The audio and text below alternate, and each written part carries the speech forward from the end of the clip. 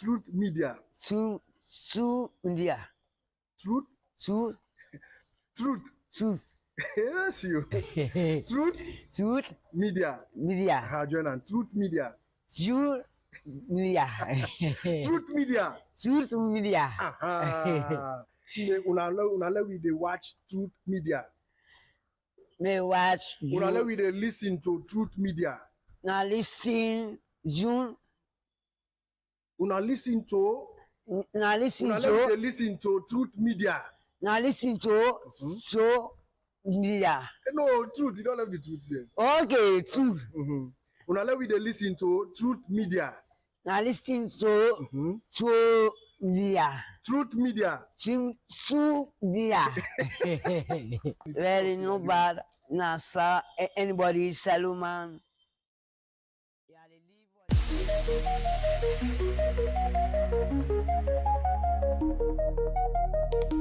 This is Truth Radio, 103.9 FM.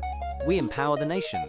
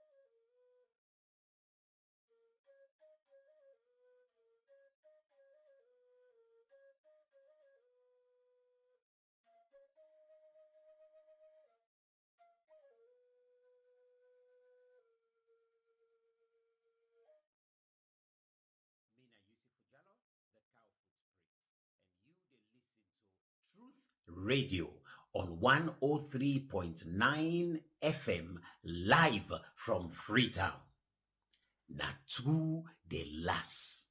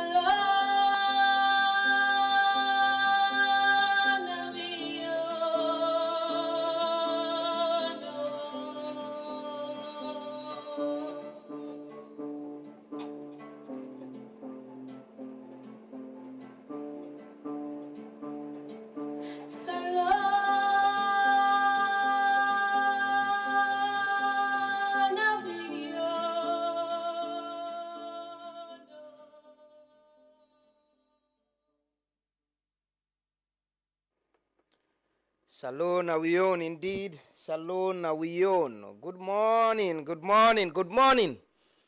Good morning, my family. It's a brand new morning, brand new day.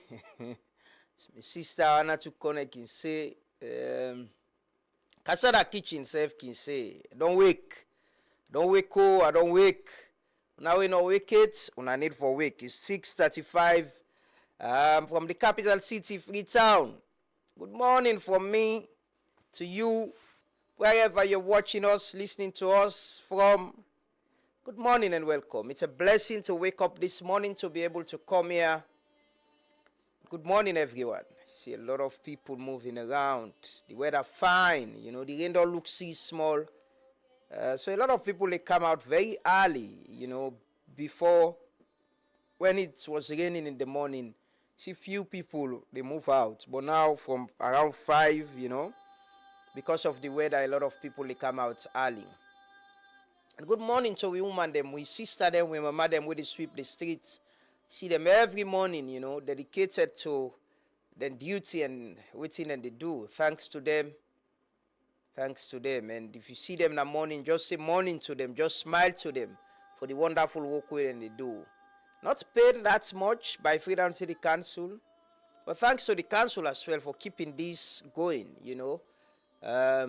It's a huge responsibility, and it's been happening. I see them every morning, and thanks to the council for keeping this, and thanks to the women them as well, where they do this, you know. Every morning you see them, they're out, you know. It's cold, you all know. In the morning it's cold, the weather, especially up this part, you know, but they're doing it. But good morning, everyone. It's Tuesday. Today is the 23rd day, the month of September 2025, and this is the Truth Morning Devotion on Truth FM 103.9. We're on Facebook, on 103, on Truth Media, you know, and thanks to all those who've been following us. We're over 15K now, you know. It's unprecedented for just a month and get the numbers in there. But thanks to all, now una do am. Not to we magical, not to we no more now una do am. With the YouTube as well, and I understand some people now some partner the West, some partner Canada, somebody reach out to me, Matilda, na YouTube nobody able to watch me, and thanks for doing that as well. And thanks to all those who've been sharing our live, our content. We appreciate that so much. Good morning to Fambulem, right from our studios here at Ilkot, na Freetong, Ilkot Junction. Good morning to Fambulem na Frobe, Fulatong, Kosotong, Udokoko, Fambulem na Calabatown, Allentown, Jue, Hastings, Yams Farm, Rokel. Welcoming all our viewers them in the diaspora. We people in the diaspora, you know, we appreciate you so much. Most times I can start the devotion with you because of time difference, you know, and we appreciate that so much. Good morning and welcome. Me now una leader, not to leader, oh. Me now una principal, headmaster, and leader of the devotion. Amadou Lamrana Ba, you boy from Kisi, you know, Akilekwe.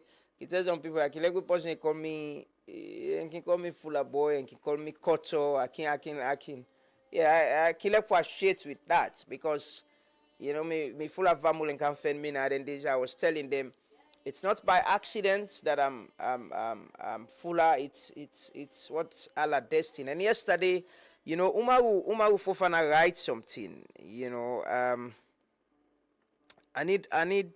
For reading, you know, it's very interesting, and I think some of them thinks and we get for talk to people like Umaru, how do we have those messages often, you know, for let the public understand whose side we come off from. Or they can take prayers as well, but I just want to read this, you know, before we take the prayers. He said you can determine what tribe you want to marry or be married into, but not the tribe you should have been born into. Your parents, in-law, but not your parents. You can decide where you want your child to be born, but not where you should have been born. My mother didn't ask to be born to a Mende mother in Zimi, Pujeung, nor did my father ask to be born to a Madingo father in Waridala, Bombali. By the way, I've been to Waridala, Umaru village. My maternal grandfather didn't ask to be born to a Timni mother, nor did my paternal grandmother ask that she be born to a Limba mother. My wife was young when she was moved to Creoles, who raised her very well at Grassfield in Freetown. So was my mother, who was raised by Fullers in Bauma Station. Now I make where Umaru connect, so. I didn't ask to be born in Kono to Madingo parents. My eldest child didn't ask to be born in Dar es Salaam, Iloko Masama, Put Loko. Nor did my other children ask to be born in Freetown. I choose that. I also choose my Shabro father-in-law, but not my Madingo father-mother. So nobody should be advantaged or disadvantaged simply based on their ethnicity or birthplace. It's the Sierra we need and the Sierra we want. Check your family tree and get real. This is a very good message. It's a message about how, not so we they choose which tribe we belong to, not so we they choose who say them for born we. Some decision and day here we can take them. We can choose who that go be with who that go be with mother-law, who that go be with father-law. But we don't choose who should be our parents. Not so we they choose Dandy. We need to choose which tribe we for come off from or which country nationality we forget. Some of these things are just natural. It's destiny. Now yeah, all our destiny we for day. So ponder on this. We'll go discuss and later. This is our message for today from Umaru Fofana. You can go on my Facebook page and read them. Put them as well into practice. Get real. Just check your family roots. Like me can say, I go to school who say, I not be no time who strive me party me schoolmates and them be safe. It wasn't part of our conversation. I grew up in a compound who say you get different tribes, different people. We all, when there is happiness in the community, everybody they join, everybody for married, punado. When there is funeral, it's a community thing. That's communal, thing. We've enjoyed that. And that is what we should put in the minds of our children. This country, I can say, now pan politics, some of people and they tell you say we tribal. Not so pa married, not so pa other thing. Even pa the politics, and then they all they grip on certain things them. Because SLPP definitely gets vote from the north. APC will get vote from the southeast. Western area, you get people who vote for both parties. We're not divided. It's just few people who benefit from these things where they push their narrative then they. Let we understand we roots. We family tree. That is what Umaru is saying. Check. You must get fan person where you connected to, person where you family to. Where you sabi, is sabi other person. So why should we hate each other? Why? For power and money where you left now, any kind also where you sleep, lay down, you dey die one day. Motoka you drive, not forever. Tell me the car you dey tire safe. And they get suits and clothes, and they will wear all. Let's pray. Let's pray. Let's pray for ourselves. We pray for this country. Pray for our leaders them, with politicians them. Pray for ourselves as a people. We need guidance. Let's take our prayers. We'll come back and continue the devotion. Therefore, address the nation today. We'll talk to ourselves, man to man, woman to woman. They uplift ourselves, creates awareness and understanding. That is the only thing that will empower us. Like we say, we empower the people. Give you information, knowledge, consciousness, and awareness. Left to you, I deal with her now. How you interpret them. Either way, let's take our prayers. We'll come back shortly. Good morning from wherever you're watching or listening us to. This is Truth FM 103.9. Allahumma salli ala Muhammadin wa ala ali Muhammadin wa salimi kama salaita ala Ibrahim wa ala Ibrahim fil alamin kamil majid.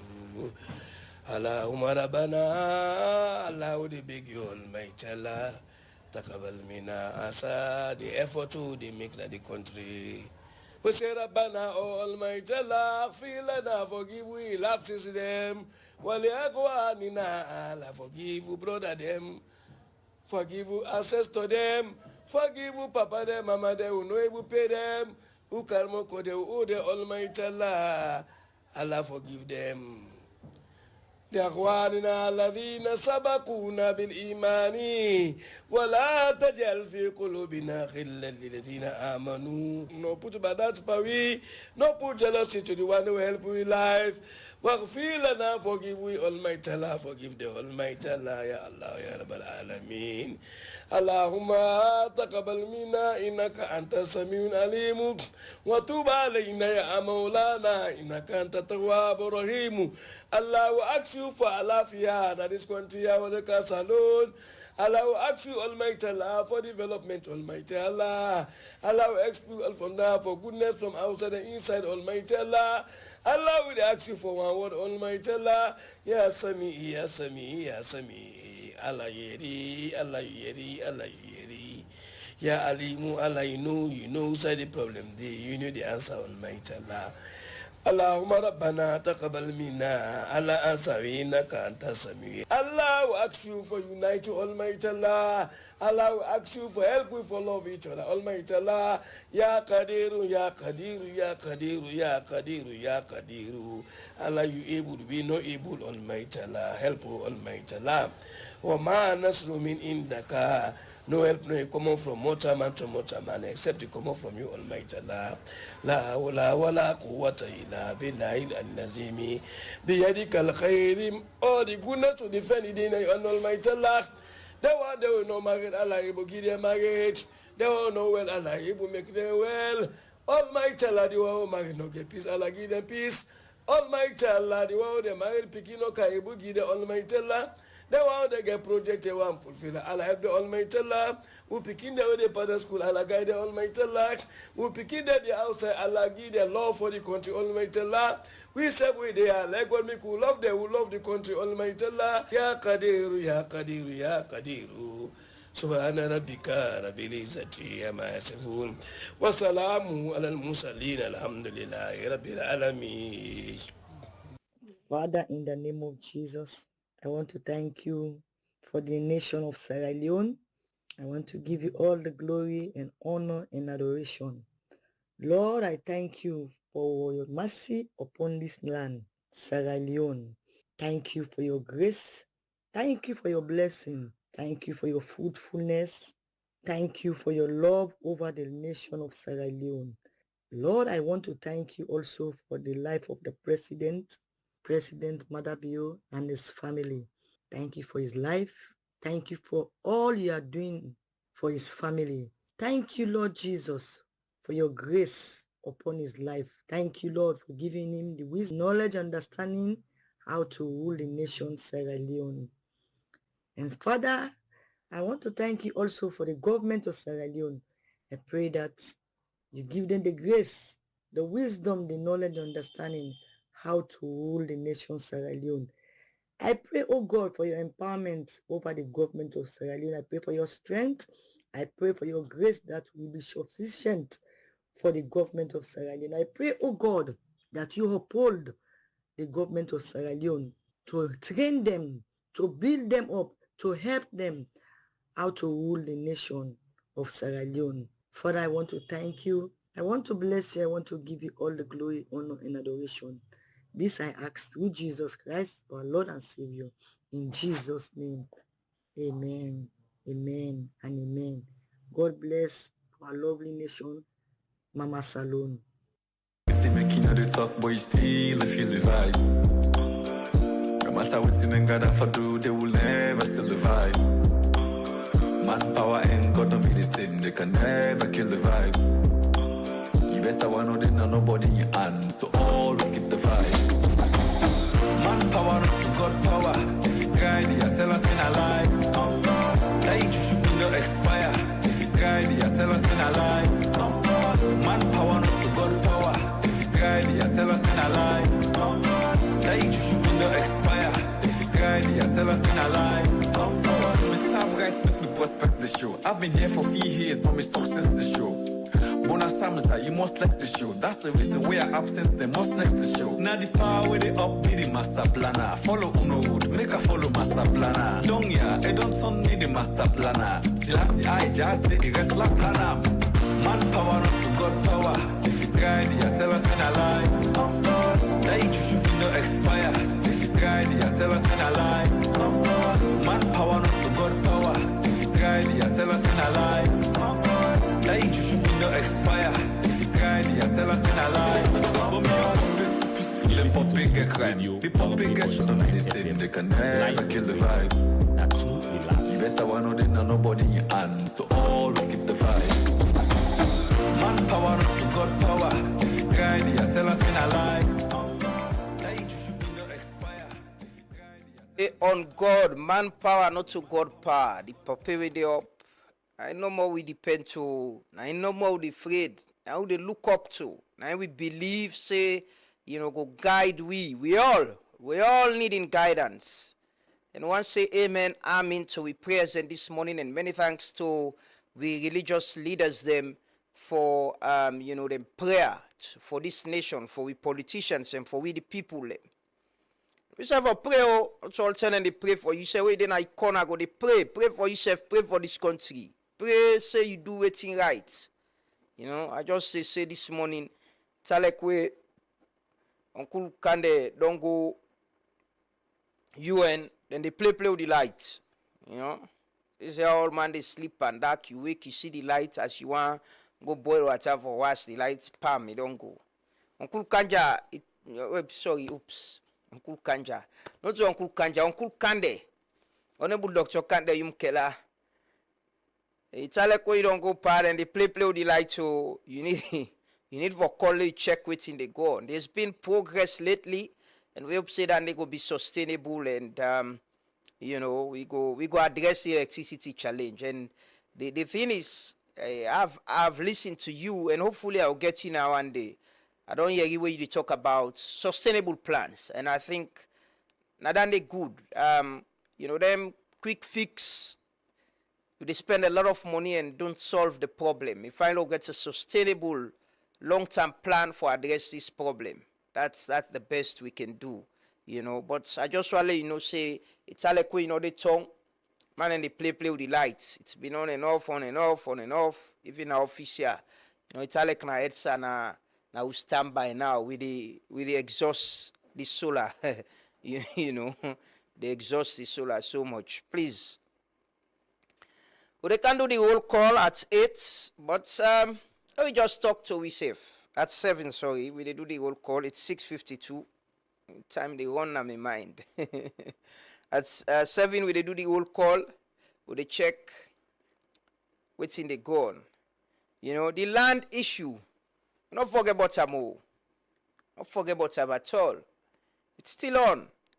And gracefully, the businessman were involved in get for can understand, say it's Fawaz actually. They don't say in they stop all workforce until they resolve the issue. And it clearly don't confirm, say, it buy that school compound there from the Ministry of Lands. Bam. We been talking now, say, I still not able to understand how somebody go sit on a Ministry of Lands and sell that old property there. I still can't understand. A school, a primary school, a secondary school, get health clinic, community health clinic, get mosque, get field inside. Somebody they argue saying that the family sell. I keep saying, no, it's not the family. That is not a family property. Don't prove, the ministry don't prove, say. So the story was, family they want sell. People in Sabi, the famous Ajadanki Kabia, of blessed memory. Now the people who have been teamed up for Islam, in this country, be able to get that land, they come with a mission. We've been to help people and for go pilgrimage, teach them, build the school, mosque, and fence the compound. Now one school where the old compound fence from 2 streets and then at the side and the front and the back. Now the back no more is share some resident the way they by Kisi bypass road. Then you get this filling station where they before side. You get Adolfo Street on this end, you get Taylor Street on the other end. Vast compound, vast land, well fenced, and get feel inside where everybody they use. And I still don't understand how anybody go buy that kind of place. They say you go build, think about this. Just get these thoughts. Imagine, I don't know if it's a bit for a big college. Not even the Havelock grounds, they fill up the field. Usai, then they call airports. Usai people and they wait for transport. Somebody say they can build with a house on that side. just get a picture of waiting at the try for say. Imagine Annie Walsh as well. Sabi when you come inside Annie Walsh. You get outside motor car in the park on this side. If you drive car inside on your right. Imagine somebody say, one that before side day, he want build shop them. Just imagine that. Imagine in the middle of St. Edward's School, outside in the assembly, St. Edward's Secondary School. Somebody say one build where house there. Then sell again the old compound, he say they build where house inside there. He no go and bog the picking them. Imagine Prince of Wales School, then get field, then get a big field, outside they can play cricket and all. Imagine somebody say they don't sell again that old compound there, they can build warehouse inside there. They don't go and bog the picking them. Imagine grammar school, and no NP been help them with them recreational facilities and sporting center and all. And I just understand say some people in coach and grammar school don't go they don't go broke the property them. But imagine in the compound of grammar school with fence so in the middle of that compound there, somebody say they can build a house there and sell the game. They build a house inside the compound. Just imagine that. And this na field, na place outside the community they use for play ball. Now they picking and they play. How on earth somebody go sit on a Ministry of Lands and sell the land? Just sell them like that. You know, I see our carry a front page this morning, and thanks to them for also shedding light on this. Then give a clear context and clear explanation of the land and how it come about, you know, and even the call for the intervention of President Bio. So they say Fawaz versus faith. But for me, it's not only Fawaz versus faith, it's Fawaz versus education. Faith and education. Let's add faith and education to it. Because 2 schools are inside this compound. 2. And not so, okay, so let's add. Fawaz versus faith versus education versus community. Because this place, and they use them as mosque, the community, they use that space there for play football. Other schools say we not get feel. We will grow up now then community there. We know how feel not they. Now then they can use for do them sports. Even the community, I remember we have community new sites. We do athletic sports annually. Now they use. And other people and they pray. Eid prayer, pray day, fast month, and then dunke pray day and all. So it's Fawaz versus faith versus education versus the community. So we only hope say presidents go intervene and presidents go, you know, like how we don't intervene for one of the things that will happen. We never can talk about them. President go intervene and ensure say that deal laid and reverse them. That's bad deal. Go and give for us somewhere else. We appreciate the investments and all of that. Now we salon posting and all that. But let's go invest other side. You know, you can't put down the point I keep making is you see that land there, for us don't buy the whole place. If you begin building that, as time they go, you go begin tell the school say una relocate. This place not conducive for una again. So now the school get for relocate now. And not him again. Because na in property, he can determine waiting for do they now. He can tell and say una move. This place not conducive again. I go give una land some side. I remember na Fawaz buy outside dance stoop been there na Aberdeen. The previous government sell the game. He carry them go far, he go get them land. I think after Wataloba, then go build some place there or waiting or so. We not for the do them thing there, but thing there way everybody they bend. I understand, I can understand. We need investments, we need a lot of things. But things that we're tied to with community, like schools, like mosque, like church, places outside people and they use as recreational facilities. We shouldn't take those decisions, just sit down somewhere and sell.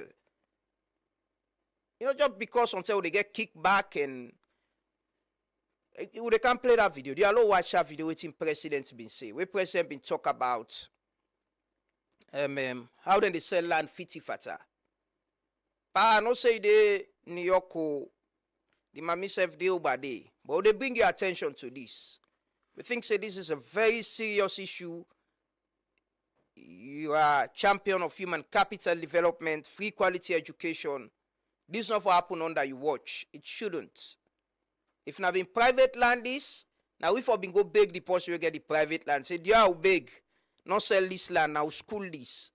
But this is government property. It's government land. It's state land. The Ministry of Lands have don't confirm that. And Fawaz, na publication what I read yesterday, na Calabash newspaper, don't confirm, say, buy the land from the Ministry of Lands. And he don't hold on to everything until the matter is resolved. I'm very happy for that. That shows his concern too. But me don't understand how he go buy that kind of land. No. And say they help the mosque, they make them roof rehabilitate. No, bro. Then for appease the people and wear into them. Then in the long run, it tell them, say, una move from where? You are not conducive for una again. How do you have warehouse trucks coming in and now factory go end up for make that place say? And it's not conducive. And not so the right place that they forget. Yeah, now, I tell somebody then this, I say even kiosk. They don't allow anybody for put kiosk middle yonder.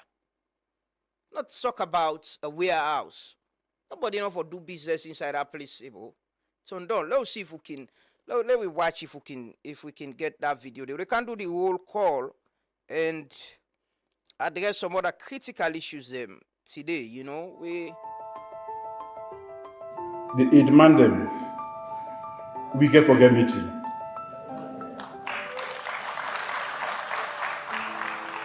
We don't get meeting before, but we get forget another meeting. The Ministry of Lands get for did it. Because when I just decide the land fiti fata, I'm going to have a meeting with the Ministry of Lands. Then it demand them. Everybody with some parliamentarian, the way they sell land.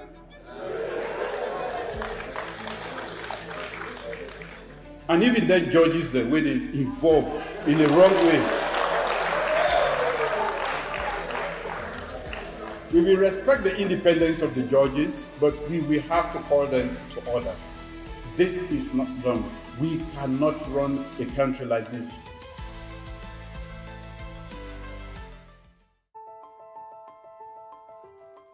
They demand them. We get forget meeting.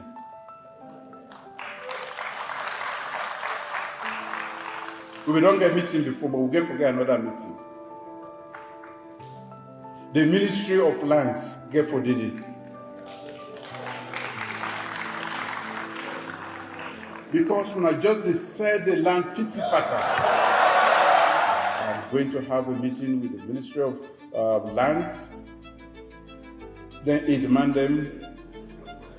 Everybody with some parliamentarian, the way they sell land.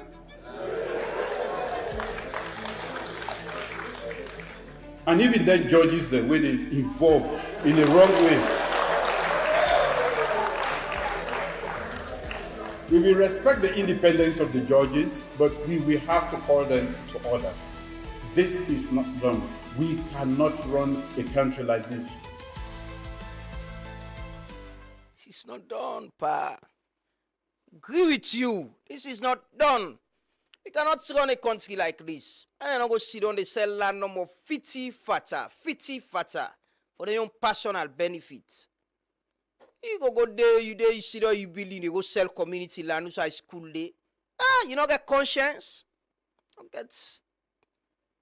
get empathy self or that feeling. Say, imagine now that community that they live. You know they work in a Ministry of Land, so somebody else come and sell the land, who's how you picking the go school. Just get that thoughts there about it. Fawaz as well. Imagine, I'm surprised I don't get this example. Imagine, inside your own compound, somebody, Ministry of Lands, go sell them if not state land. Somebody say they can build a house inside it. Who's how you picking them go play? Who's how?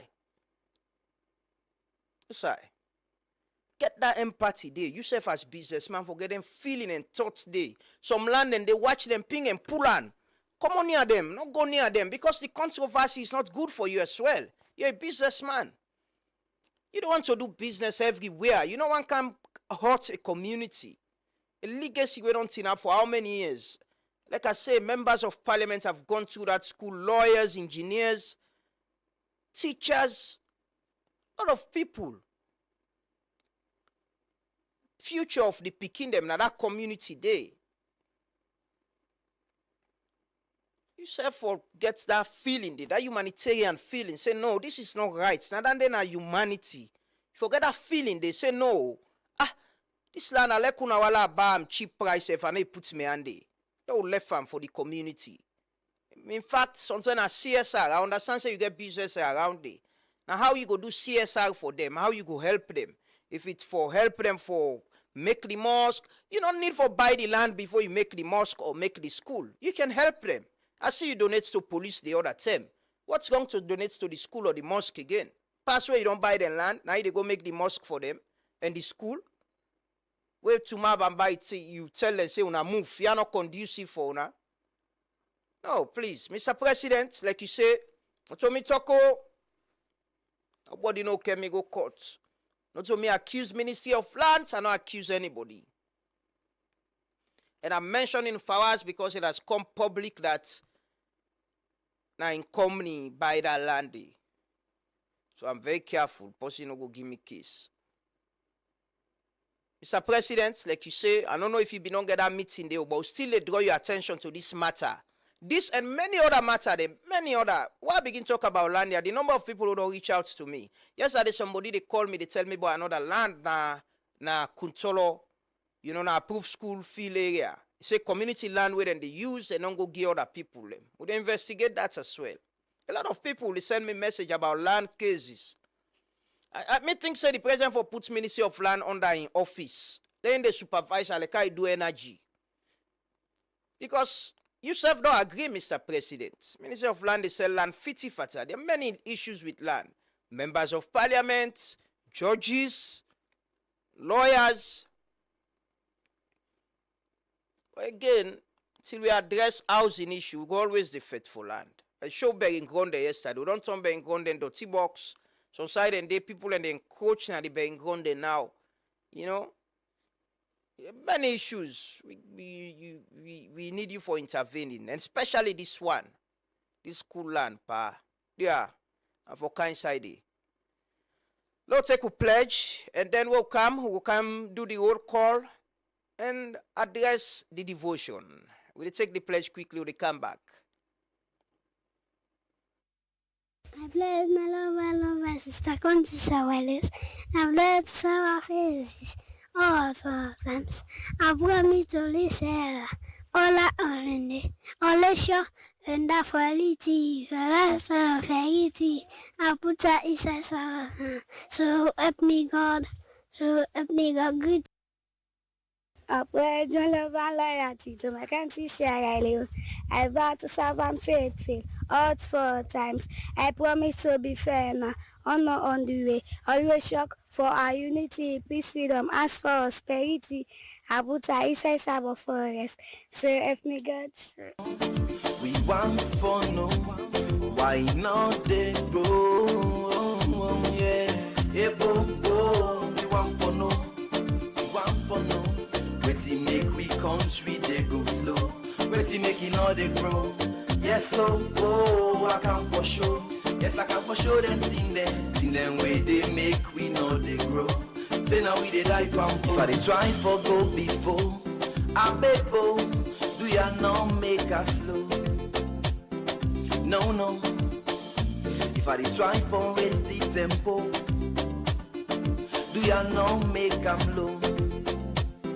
Yes, so if I dey try for go before, I bet do ya not make us slow? No. If I dey try for raise the tempo. Welcome. For the try for go before, not make we slow. For the doing thing the way they make we better, thing the way they make we progress. Not to thing the way they bring we come back behind. You know, then tell how they get facility, the outside people and for the play. Picking up and play, go to a beach and see how people they can do on weekends. The beach, you go for go look the back. You know, I drive past it and this year, I see seaweed don't go. Naturally, don't go somehow. But the beach still dirty. You know, we go for come to that. Anyway, we go for come to that. But let me do that thing them. Ourselves na that community day. I say people and they when na then go tell for our say pa this land they ready for sell am. Not so you land they go sell am. People in the community where them picking and don't go to school or where them picking and they go there just because they want. Then they push, then they chook people them. Low sell the land, and they make the school a monk just because they don't get and tip them. I can say now we own problem. Now we self now we own problem. Not other people them all. That land they don't they under how many years? No, yeah, any plaba padandi. Chuk pa this land they no get paper for a mo. They no get paper for a mo. We then go na lands now, then go notice say na government property, not to any family get am. Pa fawa safe pam e buy. Dia na bad deal land una reverse am. We go dey remind una now, no tar. If una no reverse that deal and say we no mix again, we say no go tar. We go dey tell the president every day. Every day we go dey remind una. Na public interest issue this. Not to me land, I not get land case. It's not my personal, not to me. It's nothing personal. This is about community. I know this because I've lived there. I attended that school. And they understand. And they picture who side they want to go build. So I they imagine if somebody build under how it will be uncomfortable for the picking them around and the community as well. So it's not so like my personal stuff or how they call them. Nah. My only connection to that school is that because I attended the primary school and I don't live in that community. I get family there, I get friends in there, I be people who them picking and they go there. And it's a public interest issue for me. You know? That's why I think we should remind ourselves. Ministry of Land, the Minister of Lands, still they look forward to you for getting you here and talk to you about what the president says. Say una the sell land 50 fata. So we will discuss that day. Yeah, but let me do that thing them. We get responsibility. We need to do what's right and what's wrong. Let's do the roll call this morning. Where's my bell? I still remember that bra we say Afiba Adejobi. Now so the bra tell me. Friday, why wear me white gown and me bell? He say me Afiba Adejobi. Good morning. They can do the roll call and can check who is online, who is watching, who is with us this morning. Uda Kek, Uda appear for the devotion. Uda, you know, we go school to the check. We get man, we get bad head boy there. Man, and he can't check if he dress fine. If you wear the right socks, if your socks dirty. Man, then be the wicked way. I can watch some man right now. I can look somehow in the tweets right there, you know. But you know that's it. It's part of the memory, you know, all of that. Welcome this morning, Florence Lily Makata, Peter Beckley Senior, Grace, and Samuel Yangula Sise, Sunkari, Zainab Kouma, Merkaba, MI, Ibrahim Ibikanu, Mimana Makeni, Kamara Alpha. I've been asked una sibo na the service you tell you how una they join the devotion for me. Goodly we will identify una area them, you know. Here and Sumana, Samuel Mansare, Sisi Abdullahi. From Makeni City, the City of Light. Oh, Makeni, then say they enjoy light. Okay. Dawood Almanzo Kamara from Abu Dhabi, Abdullahi B. Lukule from Melbourne, Australia, down under. Good morning. I don't know what's your time now, but welcome. Katie Jallo from Edmonton, Canada, Daniel Biwa from Lunge, Alpha Jo Fula Bibari, you late today, Alpha Jo, you late. Kagbo Unisak, Alaji Ba, they asked what this is the artist and song. Well, we don't play two songs. The first one now on God, I think na Crack Twist or Samza, na one of them do, and this second one na Wahid Tindem na Induam. Okay, am I don't hear you. Been a coffee at the drink, not to tea. So this weekend we get a date. Kalondiara Losain, Sylvia Kamara, Mohamed Prezo Sise, Alaji Ba, Ibrahim Kanja Jallo from Makeni, Aja Masali, Assalamu alaikum, my sister. Good morning. Shekununi, Dr. Shekununi from Freetown. Thanks for all the good work you're doing at IPAM. Thanks for your service. Bar Kanu Ibrahim, Malik Dabo, Abubakar Jallo, Milan, Italy, Mike Dean, Mohamed El Jallo from India. Namaste, my brother. Gaban Nintinda, Abdullah bin Ibrahim Tula, Amadou AKB, Emmanuel Jusu, Michael Moije, Alous Conte, Samuel Touré, yeah, Samuel Richard Smart. Yeah, true. I get personal interest. I get personal interest in that land because at the primary school I go. So I attach to them because you know, say where you get memory of, where you sabi, and at the community, it's not, like I say, if it was a private property, now we all for being go big the possible we get this private property. Say, do ya, or for being on big una say flow EB blow buy that land, they let them not sell them. But it's cool, it's not for my own, not to them me they live, not to them be fumble, I not get fumble where they live there. It's a community. The thing is, it's a private land, a government land, sorry, not a private land. And I still don't understand how governments go sell a land where get schools them, get a mosque, and the community they use them. For me, it's a community space, you know. Good morning, my brother from Sydney, Australia. Mosdi, Joseph Morrison, Ibrahim Jallo, Ensa Pros Palai, Abdullah Bai, Ibrahim Conte, Richard Fab Sandi, Kalilu JS Soiree, Lego Dancer, all we pray them. Bryce Kemo, Bai Santigi Kanu, my brother, good morning, Jacob A.L. Cole, Ambassador Abdurrahman Diallo Rahman, Chris Paul, Ishmael Blanco, Newman Anthony Levy, my brother and colleague, good morning and welcome. Eddie Grant, good morning, my brother, and welcome. I not see you yesterday, but it's good you join us today. Gerald Anthony Fode, a lot of people around, you know. Albert Lansana, good morning. Paul Santigi Martinet, Baisheka Conte, Ibrahim Yusuf Bellows. So but the blackout this morning, I also, from yesterday night, you know, man reach home, there was no light. I scared awake, I see light. This morning, I wake, there's no light. And, you know, so, yeah, it's like say, Uncle can we go, man, and they play with the light. So, just to remind you, Uncle KKY, it's like we don't go, man, and they play with the light. So, you know, you need for call back home and check. You know, we appreciate the progress with the electricity. We don't get used to them now. But you know, finally, on and off. You know, like how they enjoy them, so they'll continue for enjoy them. You know, they'll continue for get progress in them. But it's all like you need for call back home. But good morning, everyone, and welcome. I see the devotion full this morning. They come address the devotion. They can talk about things the way they happen. You know, different things the way they happen. You know, there's this issue about the Ministry of Works. Some staff them protest yesterday and lock the whole place.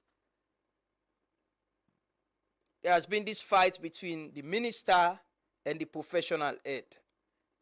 So yesterday, a letter from State House, from the Secretary to the President, Baba Fortune, they tell the minister, say, if I put on hold all the suspension the way you don't do, let the staff them do their work, and then they do a review, a general review. So the thing is, the minister is not suspended. It's not suspended for investigation. He's still there. And just tell us, say, so the back story of this is that the minister some time ago, I think it was last week, wrote a letter to our engineer Bokari, when at the professional head, and he suspended them. Several allegations there. And sometimes I say, you know, when people can get plaba, when they make plaba, nine secrets can come on. The minister in letter accused this engineer Bokari of corruption. He say the man involved in corruption with, you know, the construction of presidential lodges. Let's just read that part there. They can watch the video shortly. Say formal query and directive to proceed on immediate leave pending full administrative review. While she accused the man of insubordination, the other thing we accuse him for now corruption. And this part read procurement irregularities, presidential lodge project. It's alarming concerns have been raised about your involvement in procurement irregularities relating to the construction of presidential lodges across 6 districts. Investigations and briefings from both internal auditors and external oversight bodies suggest that you bypass procurement protocols by directly collaborating with the procurement unit in contractor selection, documentation processing, and oversight responsibilities. Actions that are in contravention of the National Procurement Act. These irregularities culminated in the Parliamentary Oversight Committee on Works and Public Assets summoning the entire ministry's leadership, during which several MPs, including the committee chairman, Honorable Bashiru Siliki, reportedly called for your resignation, citing a pattern of administrative and financial lapses stretching back to previous ministerial administration. They accuse them of improper allocation of government land at Bel Air Park, persistent leadership and performance deficiencies, investigation of staff misconduct. These are the letter where the minister, Dr. Dennis Sandi, writes and accuse the professional head, where Engineer Bokari, yes, Engineer Bokari, now the professional head, now the ministry, send him on leave, Paul Bokari. So these are grave allegations of corruption. Like I say, you know, when people make plaba, now secrets can come out, things and they will no, that puts me very long for us. That brano can say a fiba de jobi. Back. You know, one brass in me fiba de jobi. So, you know, when people make plaba, now secrets can come out. Most of the things they will know where they happen at government. Now, when people make plaba, always sometimes they shape bad, things not go right. This is the minister accusing the professional head. May not be no say that they construct 6 presidential lodges themselves. Presidential lodges are 6 districts. So this grave allegation, where I think say, needs to be investigated. Hopefully the Anti-Corruption Commission, they listen, then go investigate it. But let's watch this video first of what happened yesterday, and we will come back. And credit to a colleague then at 98.2, and we use some parts of them, then coverage we didn't do yesterday. Let's just watch this video of the protest yesterday, then we will come and can discuss this back further.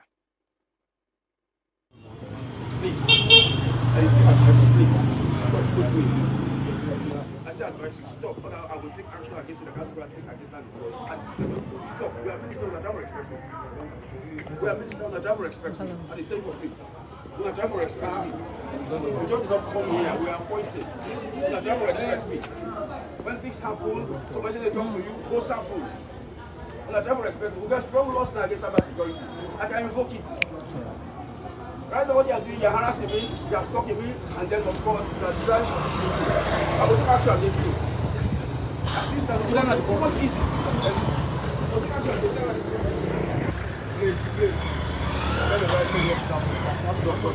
Madam, please, I have the right. I will sue you, please. I have the right. Take it off. Yes, I have the right. Please. Don't do about it. I mean, they lie, so just go. I mean, they lie. Yes. I have the right, madam. No, don't stop me. Will you stop now, sir? Will you stop now? Please, don't do this, sir. No. We have read the cyber security. I have the right. Delete it. Yeah. No, listen. Let's go. As big person at this office, what is this mean to you and how you feel about it? As somebody want to count, everybody doing that do want to count work. In the government to be work for every hour, every minute we no work in the cost government for money.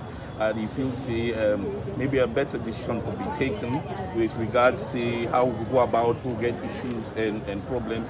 If we get problems with the minister, there are other ways to make this known. But this is more loudly, I mean, make it loud, but not make not to a good way, I believe, say, for make a pronouncement. And then it's an not get respect for professional head. You not get respect for this ministry. You not get respect for anybody. Even at the tender, I say professional head must go. You know, there's no reason. Wait for time professional head must go. That professional head. Mr. Paul Bokari. If they do things their way, now monologue in the round. If you will go meeting, now you want to talk. You know the way to people that they talk. So he must go. Then he said he must go. Then he said he must go. Then he said he must go. Then he said he must.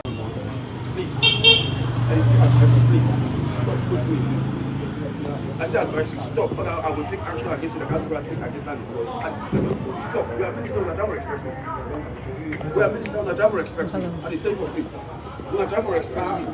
We just did not come here. We are appointed. We are never expect me. When things happen, somebody say they talk to you, go serve food. We are never expect me. We got strong laws now against cyber security. I can invoke. Well, that's Dr. Dennis Sandy been a talk with my colleagues in the 90s. You see Musa and Usman in that video, and thanks to them, you know, we get for use that video day because we reach a bit late na the scene. But that's the situation. You know, that's the situation, and I still can't wrap my head around how, you know, the other day when I have Mariah, we've been to talk about internal redress mechanisms. How we go get institutions them for address some of them problems. Say, yeah, we not go escalate this way. So Dr. Dennis Sandy made, like I say, serious allegations against the professional head. And I think personally, those allegations needs to be investigated. Whilst, you know, we don't try to get the side of the engineer. Even Dr. Dennis Sandy, we reached out to him yesterday if we could speak to him. Well, he dropped the call on we, so that is understandable with Dr. Dennis Sandy. But again, it come back to a whole issue of the president and things the way they happen in this country. It's a public secret that sometimes, or even most times, controversies with Dr. Dennis Sandy. There's been allegation of him on social media of alleged, you know, rape. He's never come public to defend that. I remember the last time me reach out to him. The answer with a man they give me, bro. Just reach out to him for ask, waiting in reaction, you know. Yeah, but I can understand. But also, Dr. Dennis Sandy has been investigated. There is a report on the investigation of fake divorce orders emanating from the judiciary of Sierra Leone. Supreme Court judged them. Then Sidom, I just call the name. I get these documents right in front of me. It's a voluminous document. The judges will Sidom pan this case and will investigate. Now, Honorable Justice Glenna Thompson, Honorable Justice Mohamed Sisse, Honorable Justice F.B. Aladi, Fatmata Bintu Aladi. They investigate a matter of forgery, where they say Dr. Dennis Sandy fake, you know, divorce documents or certificates from the judiciary. And in the conclusion, they recommend, say, the committee was compelled to conclude that there are systemic failings within the judiciary which have allowed dishonest individuals to produce fake court orders. It's clear that the fraud taking place within the judiciary involves more than one individual and involves others that are yet to be identified. It's also clear that these fake orders are being used to deceive individuals and institutions, and that can be abused, strikes at the heart of the integrity of the judicial system. This now waiting them conclude and recommend. In the case of the Sandy divorce, the committee concluded that the orders is fictitious and a fraud. The order should be expunged from the records, from the court records. The committee recommends that Dr. Dennis Moinina Sandy, as an active participant in this fraudulent act, be reported to the relevant authorities, including the Anti-Corruption Commission. In the case of the right divorce, the committee concluded that both the decree Nisai and decree absolute are forgeries and therefore fraudulent and should be expunged from the records. The committee concluded that Mr. Wright was a victim of Mr. Kaniako's fraudulent conduct. All other fraudulent orders, including those not considered by the committee, should be expunged from the record. So this now a committee where they set up for investigate issues them we get for do with fake orders from the court. And like I say, the people that will sign these documents submitted this second day of April 2025, signed by Honorable Justice Glenna Thompson, Honorable Justice Monfred Sise, Honorable Justice F.B. Aladi. Now then do this investigation into, like, read the heading again. It say, reports on the investigation of fake divorce orders emanating from the judiciary of Sierra Leone. And one of the people that they investigate now, Dr. Dennis Sandi, the Minister of Works. And they recommend, say, the ACC for investigating because involved in fraudulent activity. Now, here is the point I'm trying to make. Dr. Dennis Sandi, there is public information, allegations against him of rape, allegations of rape against him. Dr. Dennis Sandi, here is a committee of Supreme Court judges. This is also any other feke committee. Supreme Court judges concluding that he was involved in fraudulent activities and he should be investigated by the Anti-Corruption Commission. For God's sake, what Dr. Dennis Sandi they do as minister in this country? Why should we have someone like Dr. Dennis Sandi still serving as a minister? In an ideal situation, the president can set him aside. Say, please, let's investigate all these allegations against you. It can't be fake. Let's forget about allegations of sexual harassment or rape. Let's focus on the report from the judiciary. Supreme Court judges will say he was involved in fraudulent activities. Isn't that enough for the president to say, Dr. Sandi, please go aside? I might not sack you, I will suspend you. It happened with Alpha Timbo. I remember there was some allegation, the sale of that rice would have been donated to we. He was set aside, investigated. After the case and everything, the president gave another appointment. So, for Dr. Dennis Sandi, in your credibility and in your name, I think it is only but fit for let them set him aside and investigate all of them things there. Because for me, the president don't openly talk about, you know, integrity in governance, a champion, women's and girls champion. If there is a case about someone, allegations of sexual harassment, it is only but fit for Senate committee for exonerate Dr. Sandi if it's false, or if it's true, take the necessary actions. But also there is this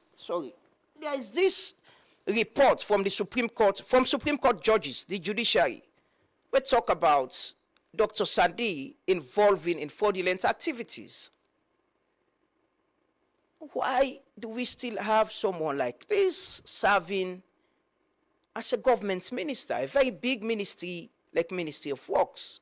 I'm not saying, well, the report from the Supreme Court judges from the judiciary is very clear. Then do an investigation, they set up a committee, do an investigation, and then confirm, say, he involved in fraudulent activities. And even if fast say the matter should be investigated by the Anti-Corruption Commission. But we still have, this was April, May, June, July, August, September. 5 months. We still have Dr. Sandi as Minister of Works. And now there is another issue, and he's accusing someone else of alleged corruption, involving in corruption. So the facts then just they draw. But someone will want to ask, where is the president in all of this? Where is our president? Where is our president? Facts they all over.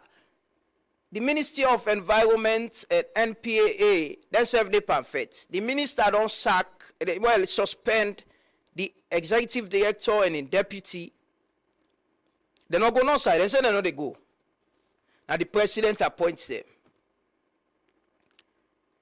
That case in there under.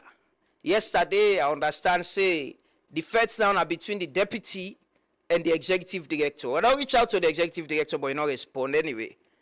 The deputy and the executive director say police get for intervene. Police go arrest some people in the office yesterday. But how do we run government like this? How? This is not how we should run a state. Mr. President, you might not be aware of these things, but bringing them to your attention. Then they pan fet yanda o. Man and the feds, bruh. The minister, well, I don't reach out to the minister. Yesterday, I reach out to her as well. He say he's flying, he fly, he will get back to me later. Hopefully, we will get conversation on this. But this doesn't look well. It doesn't look well at all. It doesn't look well. These are things we should not push under the carpet. You know, we governments are a reflection of we society. People in our government are people in from our society. If they're fighting up there, a problem, oh. A problem. And then the feds, man, they will get appointments, minister take decision, sack. Look where they go lock the much by the bar yesterday. Yeah. But when you get somebody who gets a questionable character as well in governance, it doesn't look good. It doesn't. I'm not saying Dr. Dennis Sandi is guilty of sexual harassment. Yes, well, maybe they expect the president for say, okay, go aside, let's set up a committee for investigate this matter. Because there is this lady, Amira, who has come out openly. She's come out openly several times making these allegations. I was thinking someone would have called her and say, or the president would have said, let's investigate this matter. Let's put it to rest. If you're not guilty, we exonerate you. If you're guilty, take action. But again, here is another report of alleged fraud, not alleged fraudulent involvement. It's the Supreme Court judges, very senior judges, who do investigation and say the man was involved in fraudulent activities. He should be investigated by the ACC. He's still there as minister. And now there is another fight. Instead of don't allege say somebody else involved in corruption, go bill involved in the contracts, the selection of contractors, forgive contract for the building of lodges at 6th District. That's grave allegation. For me, then tell me, they expect say them people let all man go sit down for Smalo investigate. Let all man go sit down na corner for suspend una. We investigate. If it's not true, come back to work. If it's true, anti-corruption look they will hold them. Investigate them. Mr. President, it's great as you expect. I'm not dictating how to run the state or what to do. I don't get that power. I don't get that sense this if. I'm just saying, it doesn't look good for your government. You know, all this allegation around Dr. Sandi is still there. And now he's making allegation about someone else. They're still there. I think like what he been on they do with other people, they set them aside for let them investigate them. That's very important. I think the secretary to the president now safe, Baba Fortune, there was a point when I think it was mentioned in the GTT report or so. I stand to be corrected. But I remember there was someone where you set aside the investigate and I think I get case now being appealed and case and then win the appeal and they were reinstated. I think that's best practice. You've been doing that. So I think say this self-important for do, you know, for the image of we country and your government as well. But this fets too much. People and where you appoint here, minister and other people in other places because now the president if they appoint them, if the minister then they will supervise one take action and go say no. Fight is too much, Mr. President. It's too much. I'm sure you are aware of some of these things. Or if you're not, we're bringing them to your attention. They need to be addressed. They need to be addressed. You know? I mean, addressed to the devotion than this morning. No? They can't talk to a guest this morning. They can't look at the environment and what see what they do way bad, you know, to the environment and how what you they do bad get for affect we tomorrow and by. Yes. So we still open, Dr. Dennis Sandi, like I say, don't reach out to you. We're still open for your side of the story of whatever story, of whatever I've said here. And you think you want to respond to, we are here. We are ready to host you or call you on the phone if you know one come or go interview you anyhow you want time. We ready for do bra. Anyhow. You yourself get rights to reply. You get a right for let the public understand all the allegations they are against you. And I'm just surprised that, you know, all this while where these allegations they go on, maybe you need to take them seriously. But I'd imagine somebody serving as a minister, there are allegations about him of sexual harassment, allegations, reports indicting him of involving in fraudulent activities. It doesn't look good on you, It doesn't look good on you as an individual, and not look good on we as a country as well. Especially a country inside the president don't pass law them for empower women them, and the president don't set up a court for investigates sexual gender-based violence issues. And the president openly is been recognized as a champion for women and girls. It doesn't look good at all. And I think you should come out and speak to the public. I'm not force you, just a suggestion no more. It pleases the president. If the president think it all reach to a point where if I relieve you or suspend you, it pleases him. But these are just my own thoughts about things that will happen, and bringing it to the attention of the president if he's not aware, and the public as well, for aware about what's in the happen. This is the Truth Morning Devotion on Truth FM 103.9 with the broadcast live from the studios na Ilcots na Freetown. We're on Facebook and YouTube as well. We can go Kabbalah quickly as we take few regional updates. Kabbalah and Bo as we can join we get shortly.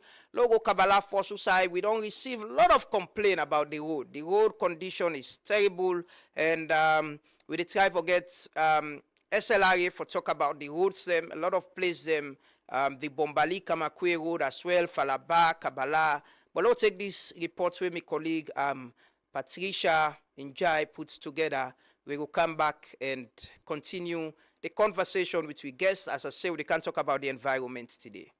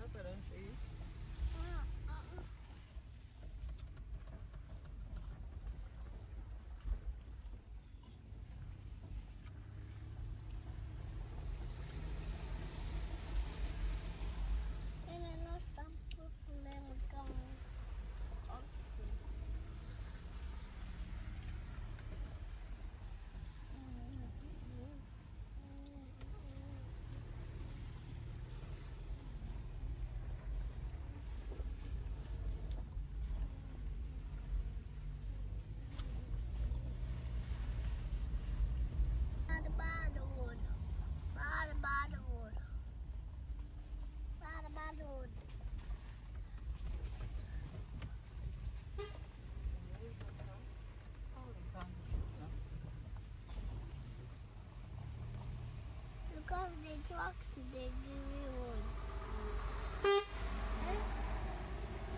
After the truck for say,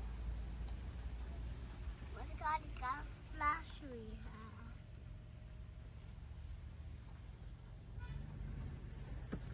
And monster truck.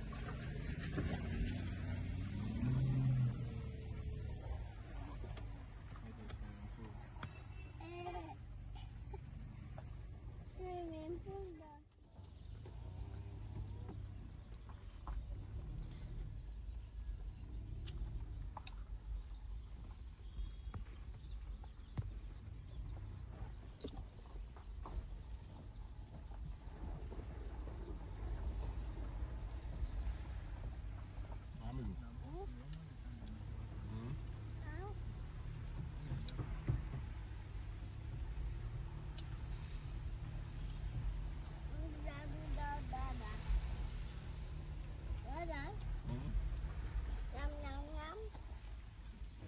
road. So they appeal to proper government, let people make the road because the passengers in the grumble and they say we road a deer or other thing. But we don't think and say deer because what we can want we sabi who's called training we go on.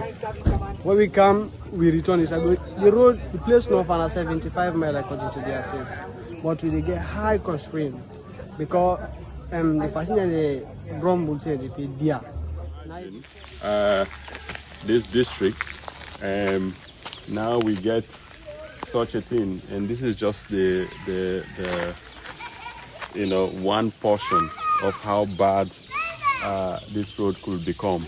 This whole area, this whole place, it therefore become difficult for vehicles, and literally today the rain, but previously vehicle and they fashion now, and they find them very difficult to go through.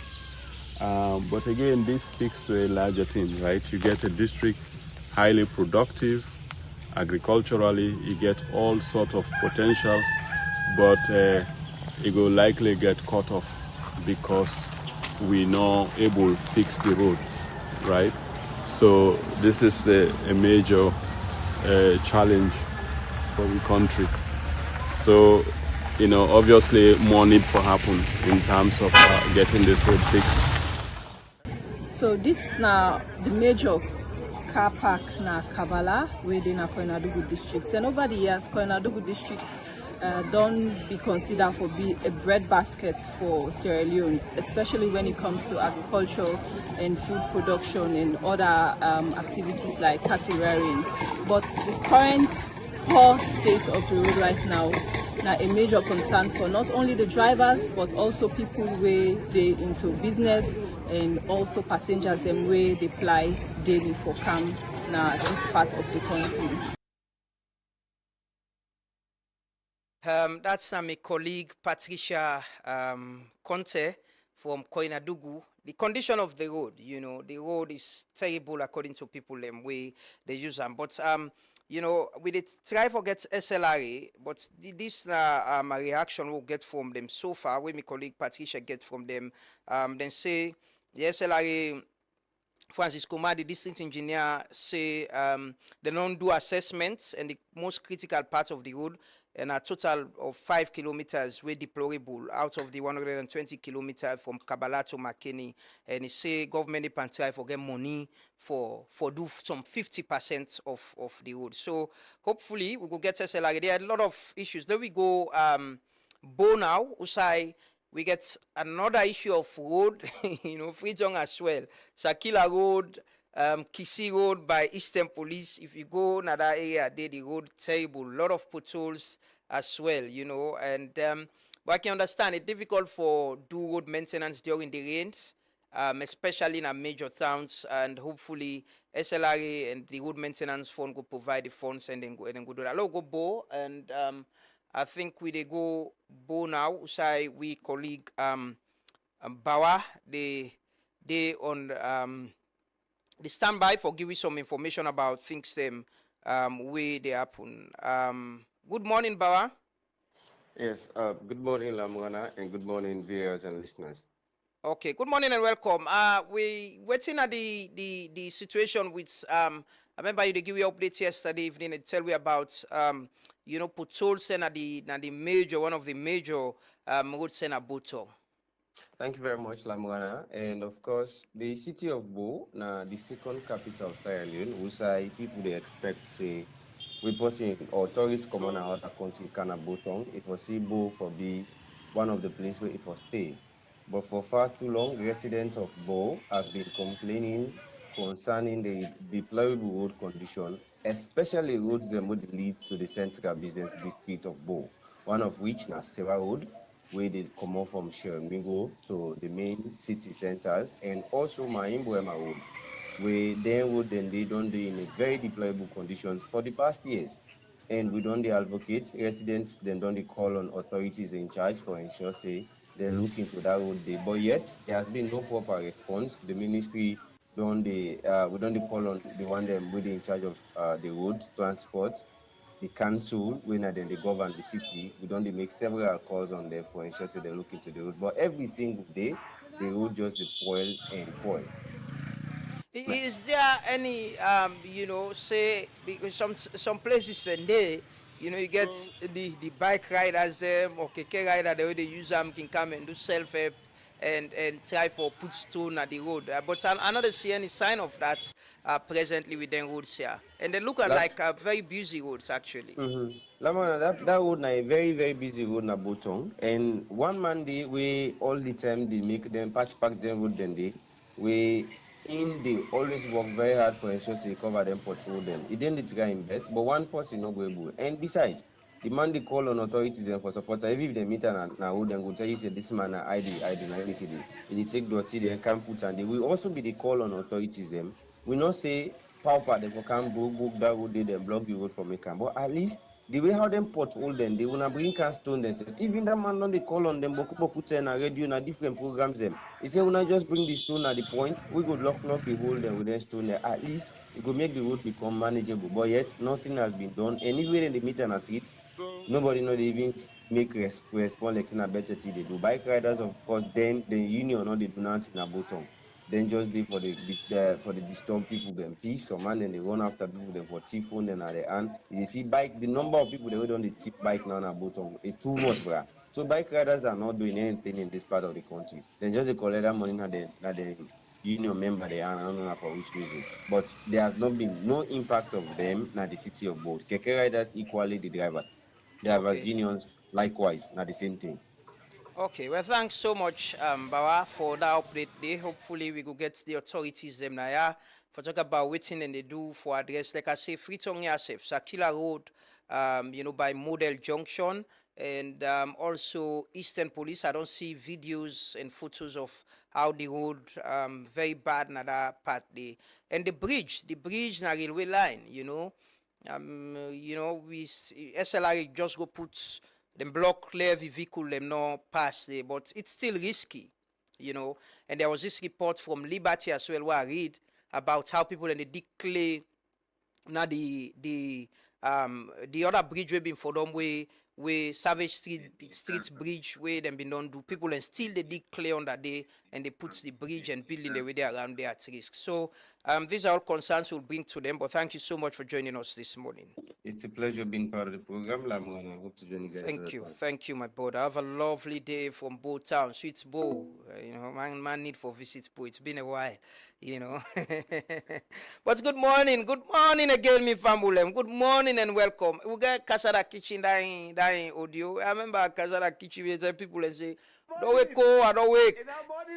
In the morning, no. Go tell in the morning back again. Yes. I go tell in the morning. Mm-hmm. Me I say this I go tell in the morning no more. I go tell in the morning. Yes. Because my bike tomorrow later I don't go talk say I don't be telling now. Yes. Then I don't go say I don't be telling now. Yes. Me I go tell in the morning. When say this I go wake and tell in the morning. Yes. Thank you so much, Auntie Daphne. We don't hear the morning. We said they tell people the morning. On a morning, we don't wake. We don't start from 6:30 this morning.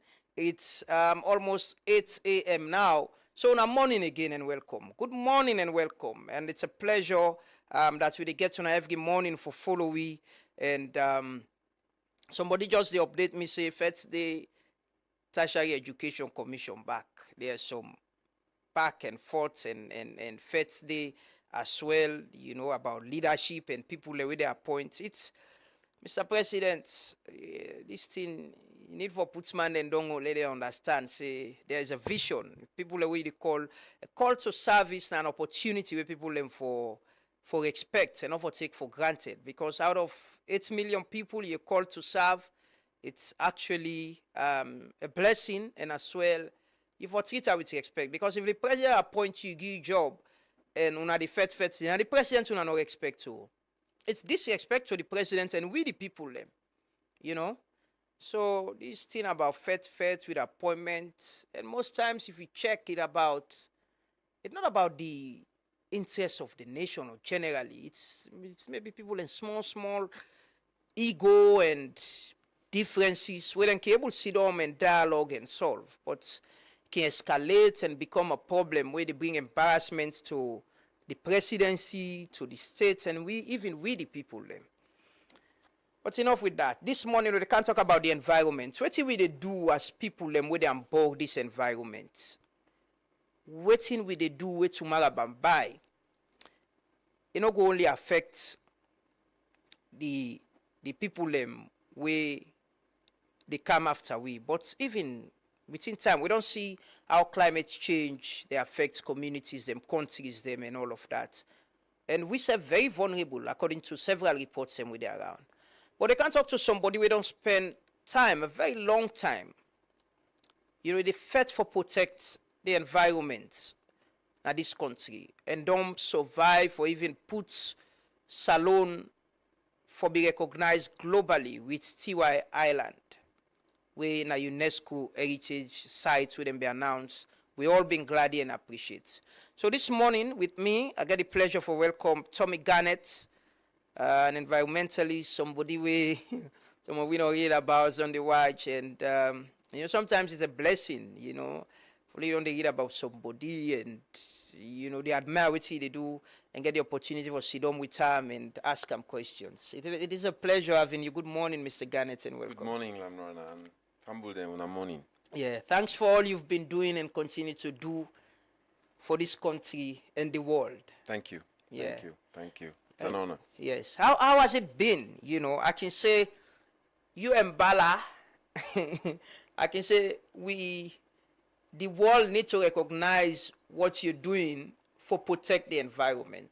How much on I believe say, as humans, we need for protect the environment. But how has it been, you know, over the years doing this work? How has it been? Look, let's start from the fact it's a labor of love. I think it's a blessing if you do something where you like.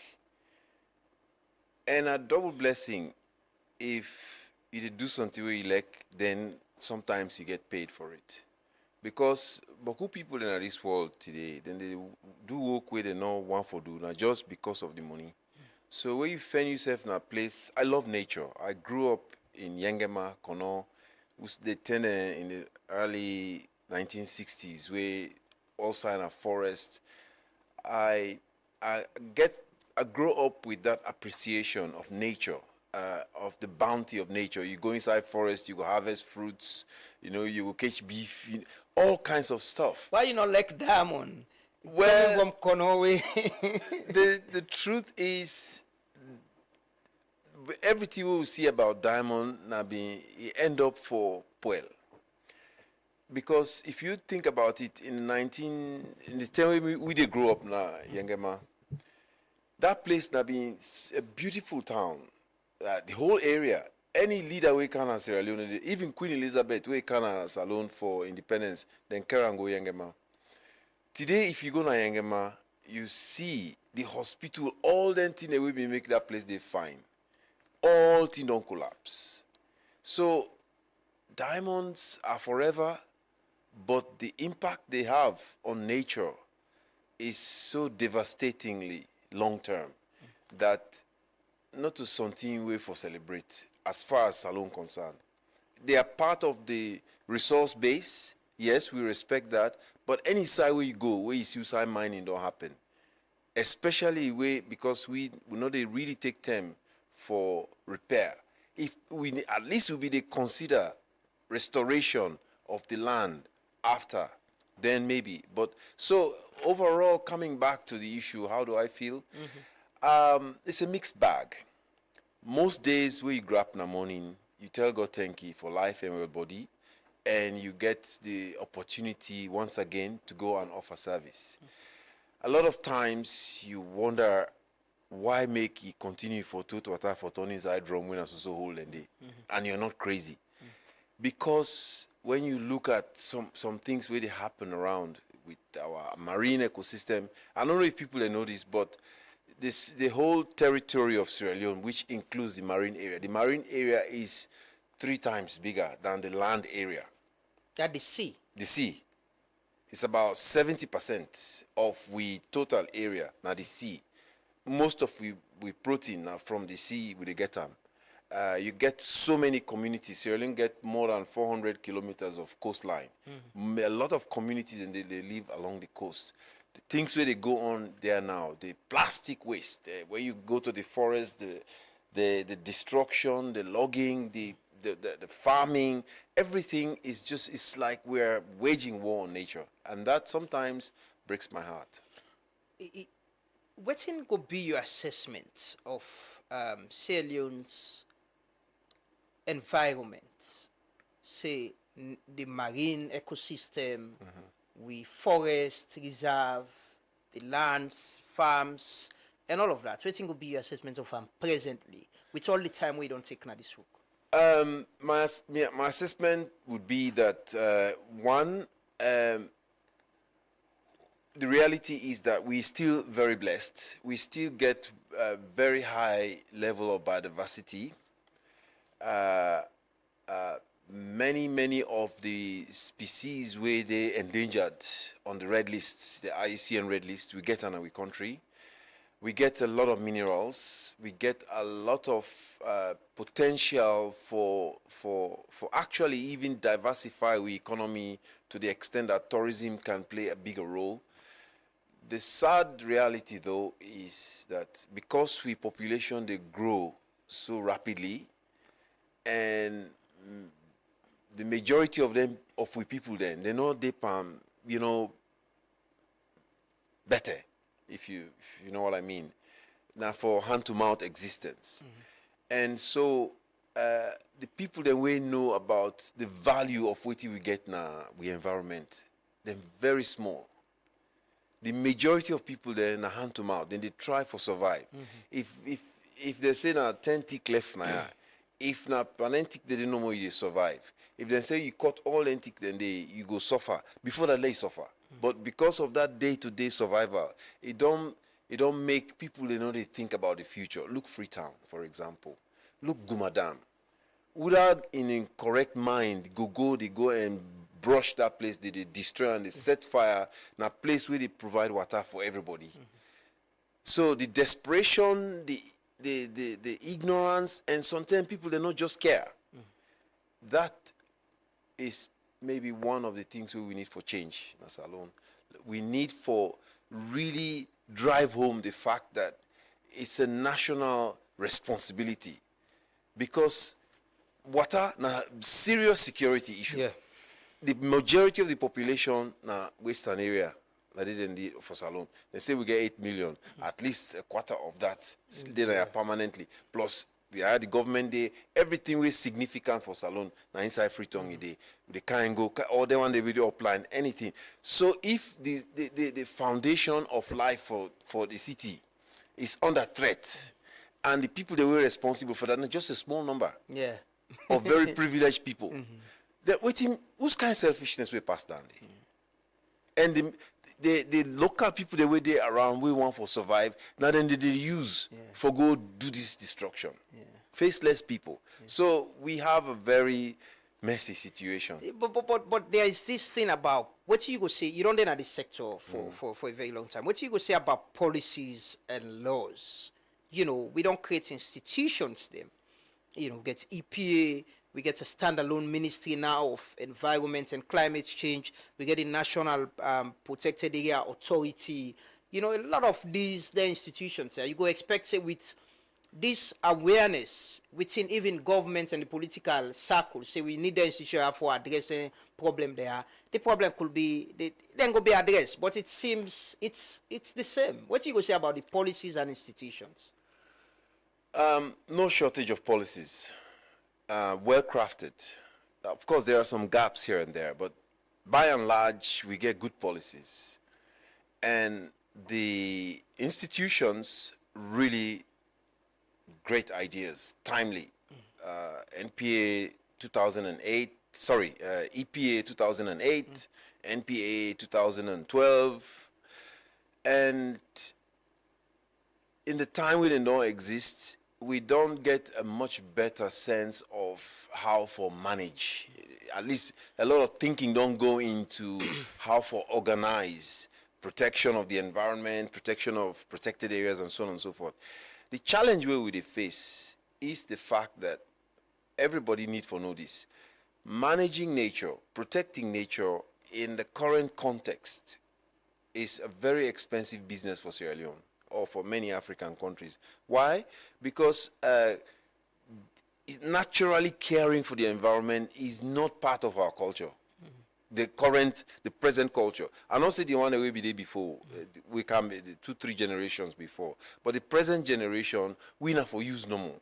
So unless and until we post in the past, don't drink your water, it flow. You know, they even think about waiting, get for happen to that plastic bag the way they don't throw away. Where somebody to go and burn coal, they don't cut the wood, they don't do. You know, they ever think about how in action they impact the rest of the nature, the rest of the people there. Waiting just care about now waiting. You get in pocket. How you get for go so now that's not the issue. And the government, the finances not day enough for let you able for provide the kind of requisite resources for the one then way they responsible for police for effectively implement them policy then they. Now that's not the challenge. So that gap there. Just start like where, you know, if you pay somebody a certain amount of money, we know enough for them. But you go put an aside, better day.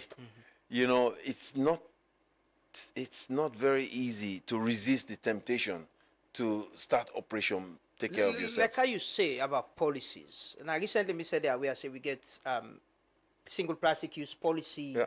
We get laws them, you know, we actually, and policies where they look at the protection of the environment and the responsibility of people as well. But with all them institutions they are, what do you think say now the fundamental problem in there is some international goodwill with you know, providing funds on environment with the CEPA, they get a lot of projects and programs and for implement. But is it about collaboration or enforcement of them policies there for maybe get people and for understand imbibe a new culture of caring for the environment, or face the law if they go brush na sugar loaf for puts the dam under threat? You nailed it. It's all of those. But I think fundamentally, waiting underlie this, it's just, we don't identify this in so many cases, conflicting mandates, you know, overlapping responsibilities. Even within ministries, you get certain departments or agencies where the mandate overlap. So at the end of the day, it becomes a bit confusing. That's one. The second thing, I think, is the availability, the timeliness of making resources available, the quantum of resources needed. If you want to take care of the environment, you in a country who side people then they break the rules day and night. You have to police it. You get for dinner road all the time. You get for a robust legal framework. We go make sure say where you arrest, you catch somebody they break the law. You carry and go system day in place. We go process that person there, carry and go court, then fine them or then jail them or whatever. We don't get that kind of mechanism there. So many times and they arrest people and they for burn charcoal, for destroy, for grow marijuana inside protected area. And they arrest them and go hold their under for 2-3 days. They left there. So we have, it's a frustrating situation when you realize that we have all these institutions, but the resource is not there. The human resource is also now one other challenge. Sometimes the money can there. But you get money for buy petrol, but sometimes the motor not better. Or you get resources for pay people, but people when you know get the people they will get the requisite technical ability for do particular things. You understand? One day we they talk to the legal people now. We not get even enough judges for everyday cases. We not let alone for deal with cases that have to do with environmental crime. And environmental crime, now one of the highest crimes now. Environmental crimes and financial crimes, they are now topping the charts. So if we not even get the training and the capacity in the country for management here, then it means that the sustainable environment would they look forward to is for now just a dream. In all years, successive governments and all of this, have you seen the political will? You mentioned about how earlier you get invisible people them, where they use people them way sometimes want, because of them want, they want for survive. They need for burn charcoal. People in there at the back end, we go use and say, we need to go burn under them, take them land in there. And I can recall President Bio na the anniversary of the mudslide. He made a policy statement about addressing people, governments taking action with people who they build this ill part. The political will for address the situation they are need for day. In you walking around this system, you think, say, there is that political will for take environmental issues seriously, enforce and implement some policies there? Yes, on paper and on the waves. If you know they work inside the system, all you rely on are waiting you read and waiting you read. And through I done the work through all since we multi-democratic republic return. I done the from the first proper election 1996 there till now. I don't work with all the different governments and in this same sector. And I know say there's always political will. There's always high level political will. But as I say, implementation of that will there. And as Bob Marley has said, where there's a will, there is always a way. So the will can be expressed, but that will needs to also find its way into the hearts and minds of the people we get for implement. Now, there's the challenge there, I believe. Because we can talk, say we want to do this. For example, recently, the president talked about for the host they will build a green belt for demolish them. And there is political will there. And in fact, they begin for demolish. And then at some point, the work stop. Why? Because the machine broke, or fuel no day, or money no day. And then 1 day passes, 2 days pass, 3 days pass, 4 days pass, and then before you know it, the people, they don't come back. Because the issue is how you able to police them people then they. With the plant trees along Comfort Bridge, people then they go burn charcoal day. They cut the tip, then all side you go. I don't send picture and take community people in the same picture and take. We they see the problem, we they see the fire, but the resources, the people then for go stop them thing and it's like they are nowhere. That is the challenge. It's tough. It's difficult. Especially we get all the institutions they are. Just yesterday, my colleague them been get a program. They talk to somebody from EPA, and it been the outline waiting at your responsibility. And the other thing they say, na Ministry of Environment, na NPAA. Me go imagine say, if it's an issue we get to do with environment, especially we get to do with encroachment and deforestation, it be everybody in the sector in concern. Just the other day, and they watch a video, the Minister of Environment, Jiwa Abdullahi, and the Minister of Lands, Dr. Turat Senesi. So Dr. Senesi was suggesting that they move the Western Area Peninsula National Park to the provinces. He said, he said, why park for the Afriton? He said, let them move and go to the provinces. He go give land there. So there is this issue about moving the green belt. Push and go beyond somehow na the peninsula. And the Minister of Environment continuously don't they raise alarm about the danger we see them outside the Guma Dam Day.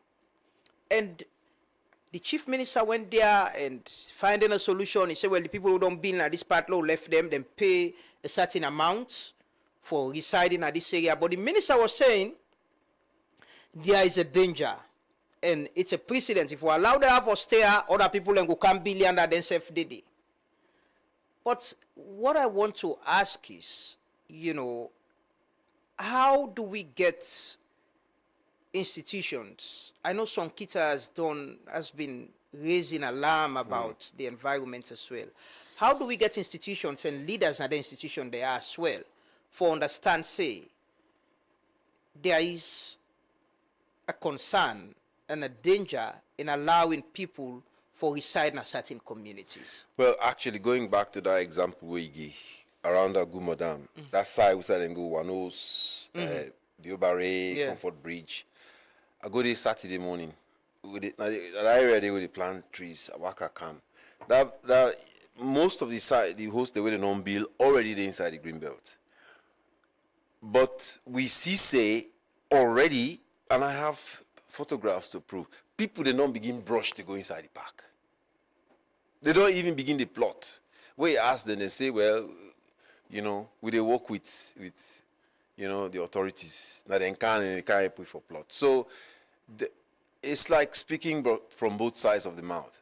So people can name drop all the time and then go say, oh, now so and so send me, now so and so send me, and with no proof. And when you go ask so and so, you say, not to me, send them. So the challenge where we face is that the law enforcement apparatus now ain't very ineffective, because like waiting don't begin happy under so. I mean, more than 3 weeks now that work day happen, and by now nothing for don't be there. But the amount of work it like say with the Paragodi as he come out so now then begin. After the visit of the chief minister. Yes, and it so now Passway would now they go to raise alarm.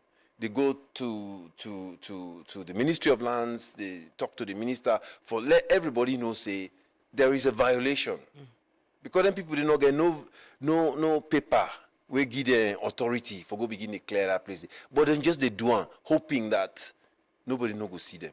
That is the so essentially it is, you know, by now most people know say forgo brush land inside the protected area, it's wrong. So man go say, well, where the boundary? Because they don't see pillar, they don't see this. That's going to happen.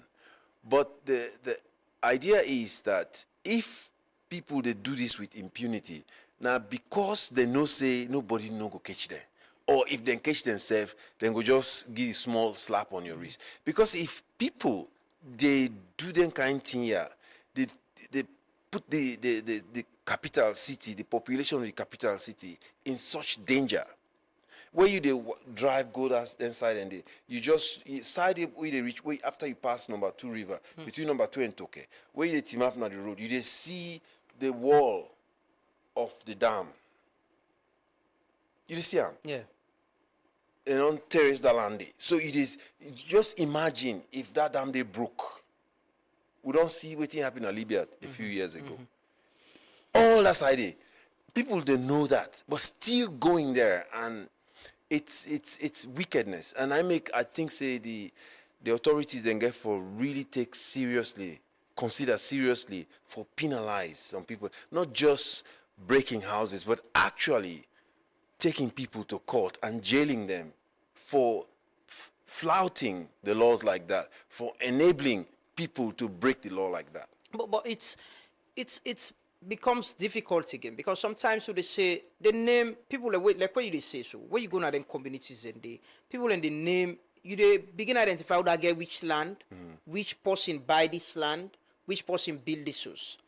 And when you get the Minister of Lands saying we need to move the Western area national park and all of that, and the need for push the green belt, and we need for allow communities that we already don't build, it becomes a problem. It give other people the mind for say we can start new communities, we go negotiate them later. What the danger, of allowing people for building at the areas and continue for steady? The danger is obvious. We don't already begin see. For years now we see the effects of reckless relationship with the environment. Every year now it's routine mudslides. Hosts then they broke, fence then they collapse, people then they die. Even the road, they talk just now about road conditions, in Bo and all that. Look, Peninsula Road, where you pass Laka, between Laka and Hamilton Junction, the road don't spoil. Why? Because of the now so dirty the canal the road. All inside and the way rain the canal, the dirty the waska. If you want plant anything up the hill and the nothing, because they don't clear all thing. So we're talking the lifeblood of the life of the environment is being washed away. Just for sake of, for build check. So when them people they don't build their house there, they don't the life of that place, it becomes very sterile. Life not left there again. So I think that apart from that fact also, say the capital city, Freetown, therefore begin think seriously about waiting for happen. You get the option of pumping water from maybe Roquel River or for supply the city, but can you imagine the cost of that? Of making water available for the city with everything really happen, and also on top of that, the city no plan better. Certain areas plan, but most other areas, everybody just they do what he want for do. So we already have a backlog of problem that we will get for resolve, for organize the society. And I think that for the pay attention to. It's really, really dangerous. And lastly, on that point, what I would say is that I think we as environmentalists, we are failing to convince. We need to find a way for begin talk to people then for let them understand, because nobody seems to get it. That is the challenge, and we need to keep at it. And I think we need to also join forces with UNA, with everybody, because this is not everybody business. Up till now, they say UNA environmentalists, they're not okay. When I hear that, I feel bad, because it's like it's not our job alone. Now we maybe get the vision for waiting other people they know they see. But the whole idea is that at some point we all need for recognize, say, you they breathe at they breathe, you they eat at they eat, you they drink at they drink. And everything they put out there, it affect the environment. In some cases, most cases negatively. Very few people they do things where they benefit the environment, where they get positive effect of the environment. The majority are negative. So what can we do to transform those negatives into positives? That is the question. What should we do and what can we do? Join forces. So, again, the people can join forces as much as they could. You've been doing this. People like Sonkita, Joseph Rahal, a lot of Una don't they do this. Professor Njai. Not only, like I say, I've been following you, I've been listening to you, and they admire the work we do. But it's not enough. But it needs to come with, if the people are for enforce the law, Mr. Garnett, they think, say, we should move the green belt, we should move the Western Area National Park and all of that. And it's mostly influential people where they buy land at these places and build it. And when they begin broke, it becomes difficult for them to continue because the people are connected. Then it's a problem. And me still think, say, our problem is the main solution to this could be the political will from the presidency. Like the president most times. No, I don't know if you don't watch that video there. The president don't talk about how it mandem they sell land. How the Ministry of Lands they sell land fiti-fata. And if you check most of the land cases right now in Freetown, another peninsula area they and then the Plaba they plenty. So how do we get authorities for join forces with people like you in ensuring that what they do, the concerns they raise are addressed, either through the judiciary or parliament or even the executive arm of the government? Really good question. A lot of the criminality where they go on now because the vast majority of people they're ignorant. They don't even know what they're right. Number one. They don't know that waiting they go on here and get for affect them adversely in future. Then just look, say, today I get 1,000, 2,000, are able to take care of me family needs. So I think beaucoup people where they support activities and they know say then they broke the law. But they know say we get a culture where if you go C2C and you go talk this, that, you massage, things will be okay for you. I think that at the end of the day, now that nainge for change. If you get a critical mass of people within society where they go try for correct, like waiting the happy under so now, we all know say not to the government authorizer, even if the government authorizer, I not do so officially. That place in a national park, there's no bulletin, there is no letter, there is no information where they notify the protected area authority for say the government don't take this decision for give this land, no, nothing like that. But there is a proposal for move the No, green a belt. proposal is a proposal. A project proposal is not a implementation plan in action. A proposal is a proposal. It goes from that stage to approval. With approval, resources, and stakeholders. That proposal there is under debate. But we all know, say, for now, the green belt is demarcated. There is a clear indication. There is a clear indication of whose side the green belt there. All that remains is for let them go mark them, place them there. And if anybody they operate inside the green belt, you are breaking the law. What you need for happen, the law enforcement people then become really present and consistent. So for what you don't observe over the last few months is that empowering the community for supplement the effort of the enforcement authorities, naenge for make the difference. Because not to all man of the community there, and they see profit. Some people, they see then they're afraid for the future. Because they say, now how they, now how they born picking, now how we get for survive. Where would they see waiting to go? So we know so this problem come to man, now we get for suffer. And if you can find some kind of incentives to get them involved, we don't experiment with that, and we see some really positive outcomes. For example, in February, we engaged just a small group of people, about 40 of them, across 3 areas for the patrol the place every day. Just send information about what you see. Now the first thing they me see, then go discover where then they talk say Jamba farm dey inside this national park.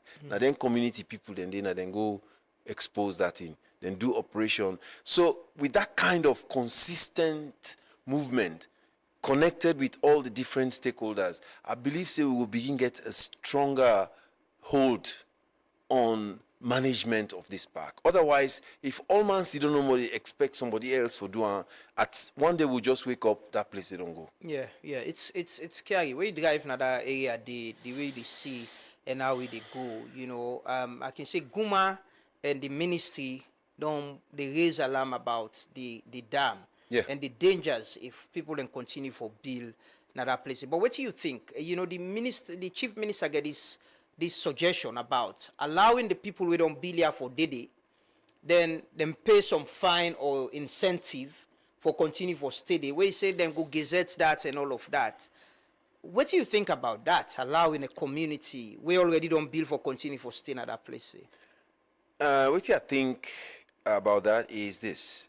First, we need to stop the developments. Put everything on hold. Then one and the way we don't already build, where they know say they don't put the house na protected area. Then we hang that question there first. Let we focus with attention on stopping further encroachment. Where we don't get control over the balance we don't left, we don't begin to protect them. Then we now have a conversation about it. I remember suggesting that sometime in one conversation, because people, they don't spend all this money, they don't build it, then we'll see. Forgo broke them.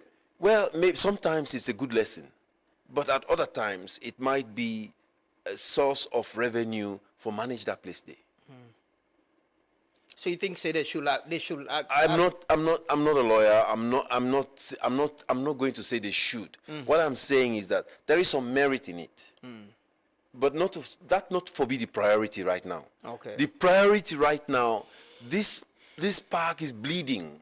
They need for stop the bleeding. They need for left, people then get for left for go cut the tick there. As they talk to you now, people then did it in the power, so then they set fire. That needs to stop.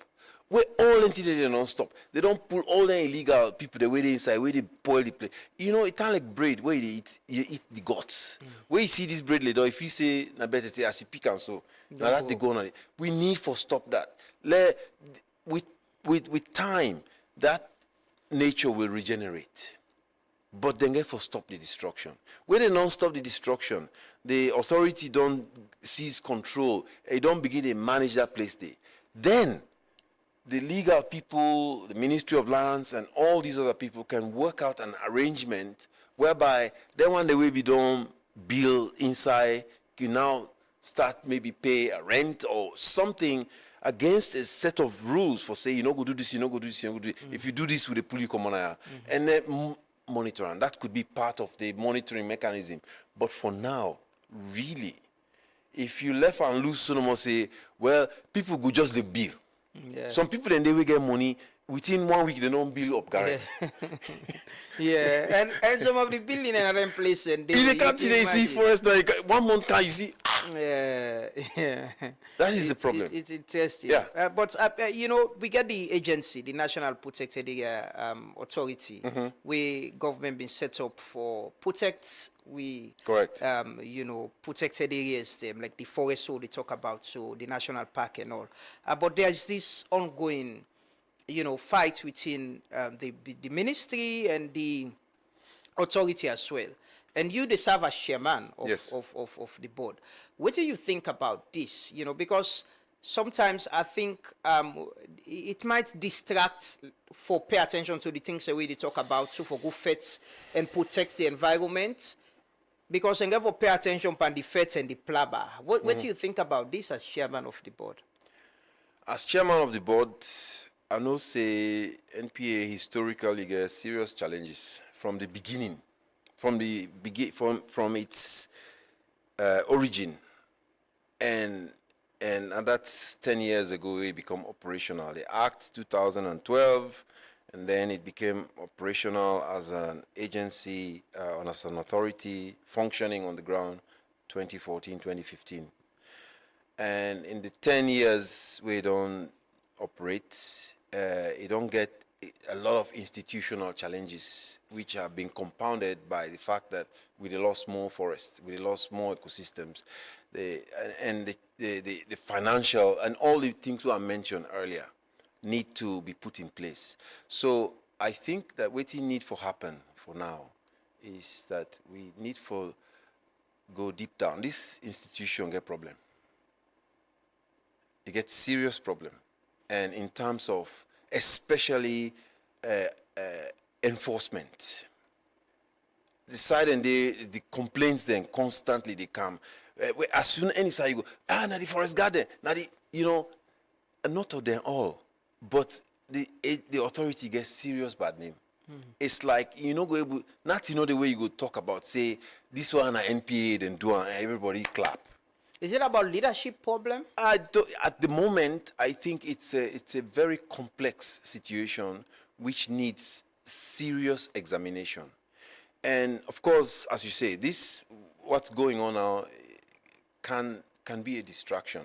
But I'm aware that we as the board, the ministry, and even people within the authority realize, say, transformation is needed. In fact, before this fracas began, the public sector reform unit did a deep dive into the management. That document. Exactly. And they come up with their recommendations. Those things came out already earlier this year. We're now in September. Implementation not begin yet. So this is a distraction from the actual work we will need for do.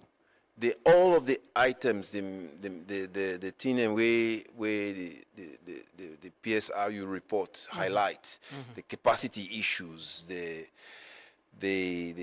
policy infringement, and all of those different things. Then we need for establish how we get begin for address them in the day. We need for also establish the resource base, because as I say, managing the environment costs. If you want to do reform, everything you want to do now costs. If you want to talk about strengthening law enforcement, you get more people. There's a lot of work that needs to happen, and we expect that this issue is going to be resolved. I am aware that at every level at the moment, conversations are happening to try and bring this thing on account, because the longer this thing stays, the more difficult it becomes for everybody. Yeah. And we don't want that to happen. And the recommendation from PSRU is mostly about how the authority will get some internal reviews with its leadership, totally. different, all the sectors, Yeah, and totally. also collaborate with institutions, ministries, Absolutely. department, agencies, Ministry of Finance, Ministry of Lands, specifically, but with then recommendation there and the infighting going, is it becoming difficult for you as a board or as a board chairman for able to implement the recommendations there, whilst the ministry and the we're a new board. Naimeka say the authority get problem going way back, because I'm aware that from 2019 to the present board, there was no functioning board. The executive director was running the authority just basically with you say an FCOT. And I am aware of a number of infringements pertaining to allocation of lands and access to so many different things happened which were not supposed to happen, and further eroding the credibility of that authority. So the new administration takeover inherited a whole load of problems. There are some people who are in there who did not, allegedly did not came through the back door and are taking decisions that influence, the authority in a big way. So, and all of these issues, these mistakes of the past, nothing has happened to start correcting them.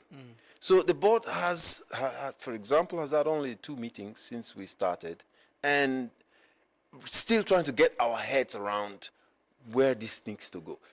The authority no get better money, even to pay the staff. Now everybody wants a salary increase, and rightly so, because the amount we they get for the work where they expect, the quality of work where they expect for do. Compare that with the money that they get. Some revision needs to happen, but that cannot happen with holding a knife over the government's head. First, we need to sit down, have a look at what needs to happen, what changes need to happen. After all, so many losses.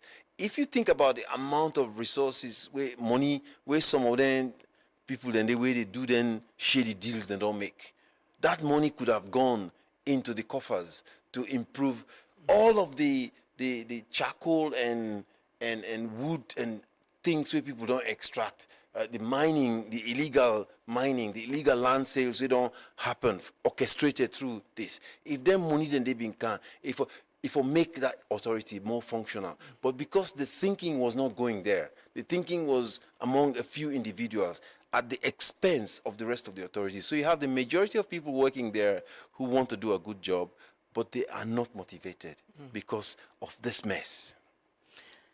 Finally on this, the ministry been sent a letter of suspension to the EDA and deputy. Just yesterday there was this report about there was a fight and police being able to intervene, arrest people, carry them go Aberdeen police station and all of that. Is the board aware of this? Is the board in support of the suspension of the leaders of the authority?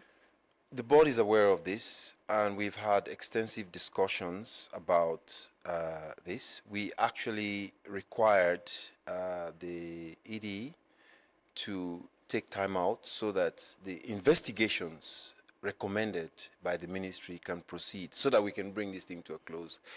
I've seen reports around saying they want to terminate. There's a lot of reports out there that are a misrepresentation of what's actually going on. What was actually going on, they were asked to stay. First of all, you have to understand that there was already a very serious division within the authority. So it was becoming very, very difficult to manage the situation. And I think when things happen like that, sometimes you can ask for a timeout. But it was taken out of context that there's become so much noise around it now that the truth of what's going on is now hidden. What the truth? The real truth is that the NPAA needs very deep dive. There needs to be a deep dive into the NPAA to understand what has happened over the last 10 years. All of the wrong things that were done by the previous administrations have led to a situation where morale is very low. The place doesn't have, if you ask the managers to tell you, we don't have this, we don't have this, we'll not get this, we'll not get this, they don't even have records. So how can you run an institution like that? It doesn't have records. It does not have equipment. It does not have furniture. It does not have anything. So this reform should happen with the 2 heads then for go on a suspension. Well, not the reform. The investigation into what is really the cause of this, to have a clear sense of what needs to happen so that we can, all of us together, plan how to deal with this. Okay. But you cannot be trying to come up with new strategy, because clearly the old strategy is not working. We are losing more protected areas. We have more infringements happening. We also have very serious erosion of staff morale at the agency. If you go there, you talk to so many staff, they are discouraged by what is happening. They want to give their best, but they're not being motivated. So you're either in this camp or this camp. And the leaders are refusing to go even with the suspension. It cannot be like that. There needs to be one camp, the camp that is taking care of Sierra Leone's protected areas. That, in order for that to happen, there needs to be a clear understanding of how things have gone wrong and how we as a board and everybody else, every stakeholder that has that has to benefit from the services provided by the protected areas in Sierra Leone, we all need to have a sense that this place is now on a good management footing. The leaders are refused. The two people and they refuse for go, and there is this fight. Well, that is something that I'm sure it will change at some point. Okay. Yeah. Well, Tommy Garnett, environmentalist, and somebody we only fight for protect the environment. And one of the big news we'll get this year as a country, now where UNESCO recognized Tiwai Island, Angola Forest.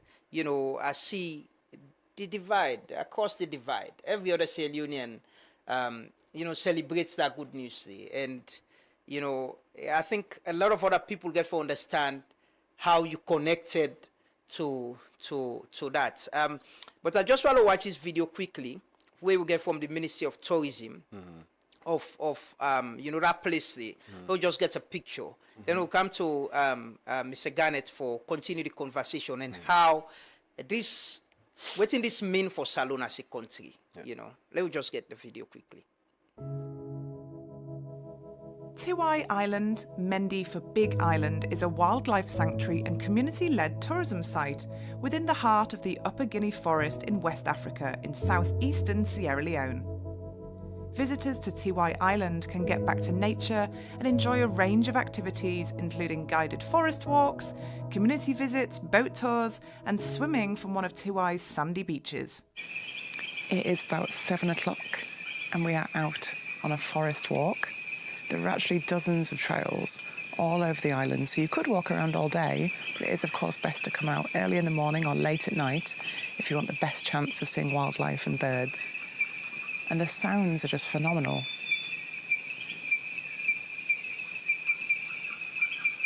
The island is between 2 chiefdoms and 2 districts. 8 host communities surround the island, 5 in Bari, 3 in Koya. 11 different of primates, included the chimps in the island, 700 different of trees and plants, and 800 different of butterflies. We are here to show you the forest and the animals.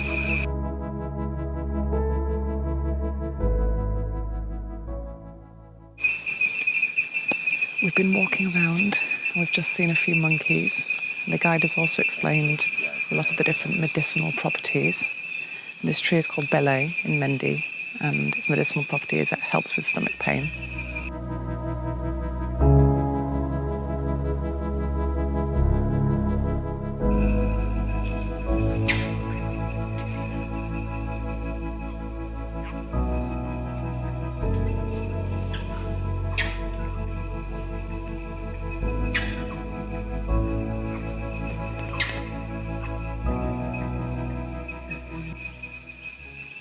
We've just seen a whole family of red Columbus monkeys jumping through the trees. And they make the funniest noise. It sounds like they're going, out.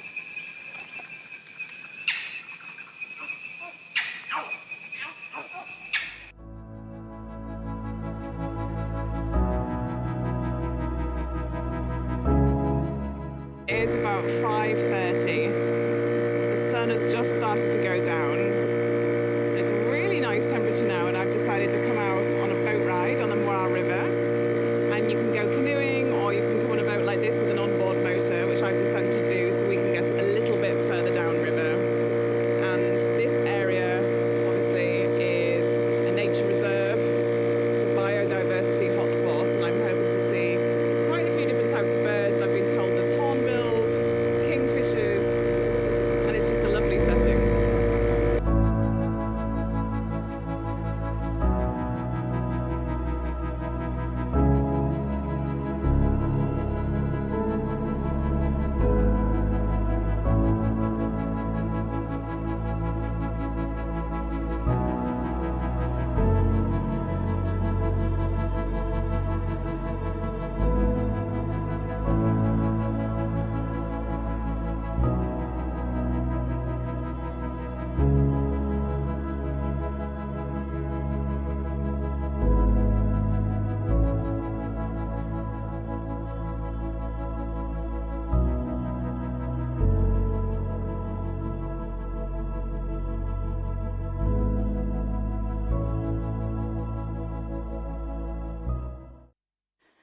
Yeah, you know, I just tell to me, Gan, it's sad. I'm not gonna Tiwa Island before they, announce them as a World Heritage Site. But what does it mean for Sierra Leone? You know, how connected are you to this project?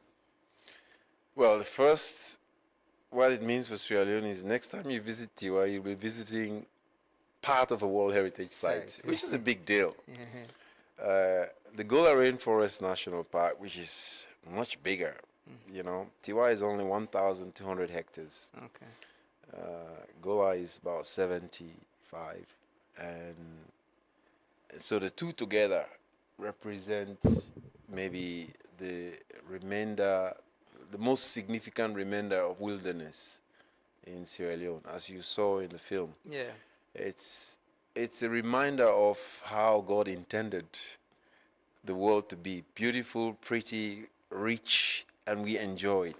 So this is what inspires me to carry on doing this work against all the odds. We've been called names, we've been accused of so many things. Even, I mean, with the people around TY, it's been 25 years of serious challenges sometimes. So you don't connect to this community 25 years? My first visit there was in 2000, yes. Now, first go there. And we've been go there for take picture. You know, because we did try for put together a booklet where we would show the more positive side of Sierra Leone and Liberia. Remember I said and they were just the dawn, and the picture where people have been get outside. We where they travel, go Europe, America, as you talk saying as Saloa come on. Oh, that place was I that film come out Blood Diamonds. Oh, yeah. Now that picture didn't know be in people in mind. Oh, no, that side, you know, they cut people their hand. So it was really like heart-wrenching that the only thing where people they associate with your country now violence and horrible stuff. So as nature conservation people, we decided, let we go visit the fine place there. Let we also collect this and begin to showcase something that is more special about these countries. Now that trip, the nine came go TY the first time, and when we go Wakade, it was devastating. We see the tick them in the map, but they already begin log. Two of the big tick them, we see two of them, we don't cut them down. Cutting tree them. Not to cutting trees, it's not them proper timber them. We don't begin log on the island. I tell you, two of them trees them, we don't fell and they saw them. Then we walk around the place, so many empty cartridge shells, because remember say that by the time we go to that place, they be don't close for about 6, 7, 8 years. We better know they happen there. So now they go, then fighter, then they go shoot monkey. And that place is not too far from Liberia. So if you get hunter, the way they cross, then they inside the 1 month, they shoot you, then shoot dry. We don't know it. Full up the bag, then sometimes 10, 15, 40 bags, carry and go sell them. So now that be they happen. So we will see all this, we realize, say, now go this place they go so. Now that alarm day, we'll begin raise. Now in draw we can't. I not been going there for go stay. I was passing just to collect information and go tell the world, say, TY they under. And then we realized we had to do SOS. You know, now that's we start, go get community meeting, beg the people, they let them stop.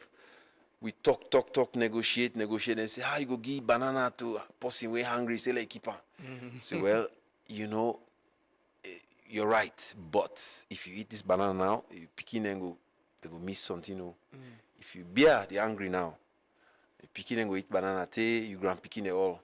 So then they enjoy the banana now. Then go engage, then come back and say, okay, this banana I will not eat, I will give you 6 months. Then you come back and tell we say you don't find something. We'll go able for make this place here. If not, just left with Safu.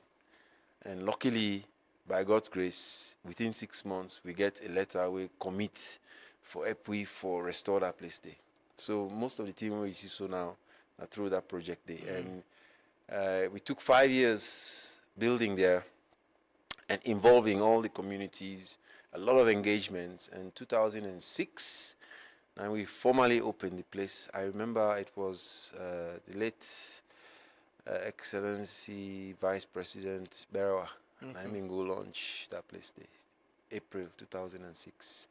So from that day, TY has been one of the destinations for tourism, ecotourism, biological research. We also work closely with Jala University. In fact, from the beginning, and Jala said be the supervise the research we begin there. You know, Jala, TY now research now first discover.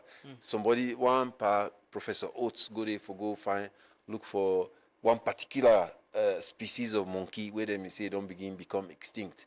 Because you say there's so many different kind of monkey in there. Now that research now bring TY on the map.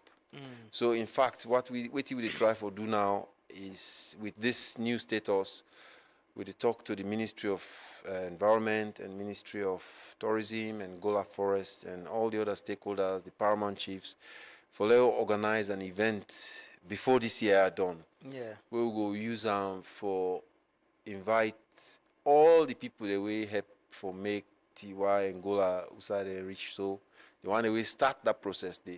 For there we invite them, let Salone and the people of Gola and TY tell them thank you for waiting and do.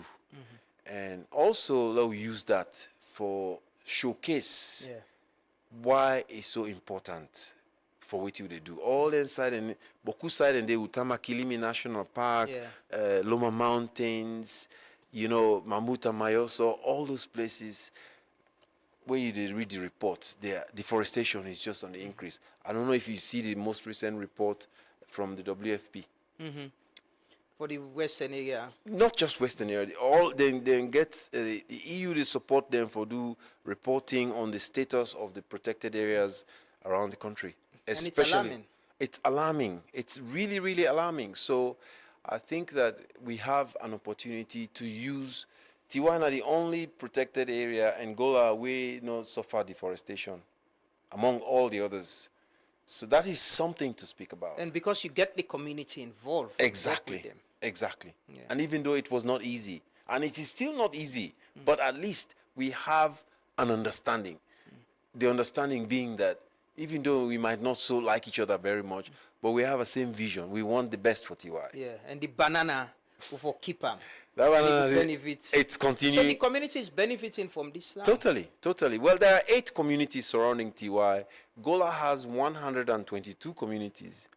In fact, Gola has a carbon credit scheme now, which provides annual benefits to all the communities. TY Island is a community-owned small entity. The only income is coming from tourism. So every year, when I get you go Konani, saying that this will get pool expenses, the balance, Sheikh Sheban, Chief Ganyon, chiefdom functionaries, communities, whatever. But the fact is that throughout the year, at least for 6-7 months of the year, when tourists they come, and the community people they provide the service. So they're also getting access to other people where they come for Kangi development assistance. So many projects started in those communities because of TY Island. What does this mean for Salone as a country, you know, and that we get a World Heritage Site? Well, Salone don't join that exclusive club of countries with World Heritage Sites. It's a big deal. I remember visiting a few World Heritage Sites myself in Africa. At least the two way get the most impression on me. Thai National Park in Ivory Coast, and there were 3 actually. Then the pyramids of Egypt, and then you have the Victoria Falls, in the boundary between Zambia and Zimbabwe. And Victoria Falls is it's like out of this world. And so when you're part of this club, it means that you have achieved a level of recognition for your efforts to conserve something and protect it, and that your commitment to continue to take good care of it well into the future. So, but that takes responsibility. Yeah. And that is where the work is. So getting the status is the easy part. Sustaining it is where the work is, and that's why we need to figure out a way that we can come together more. I think that Sierra Leone can thrive with a good name as one of the countries with the best kept reserves. We have not lost that possibility, but we are on the edge, which is why we need to double our efforts. And I appeal to you and everybody else who has people's ears and eyes to really continue to raise awareness about this, because environment business, now we're all business. Now all man business. Now we all. Yeah. It's our job, all of us collectively. Yeah, I agree. I totally agree. How for go TY, you know, and how do we make, I don't talk a lot about internal tourism. How do we make it so attractive that, you know, we just, me and my party actually, they talk, Edward is in Addis, we talk about how do we, before the end of the year, how do we visit TY? You know, how do we go to places, Utamba, Kilimbi, and other places? How for go TY? Very straightforward. You sabi you way to Bo. Yeah. You don't ever go Liberia border. I don't go up to Zimi. Well, that road there, who stay you go Zimi? I think it was last year. So you drive on the fine road?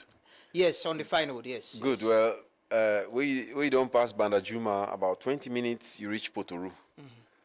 Then you turn inside. You go see the sign, TY Island. It's 16 kilometers from there. And it's well signposted all the way. It's a bush road, so the fine road from Freetown to Potoru Junction, and then that's it. Yeah, it's part of the expedition, you know. You can't miss it. You can't miss it. But in fact, because now it's a World Heritage Site, we have to upgrade the signs.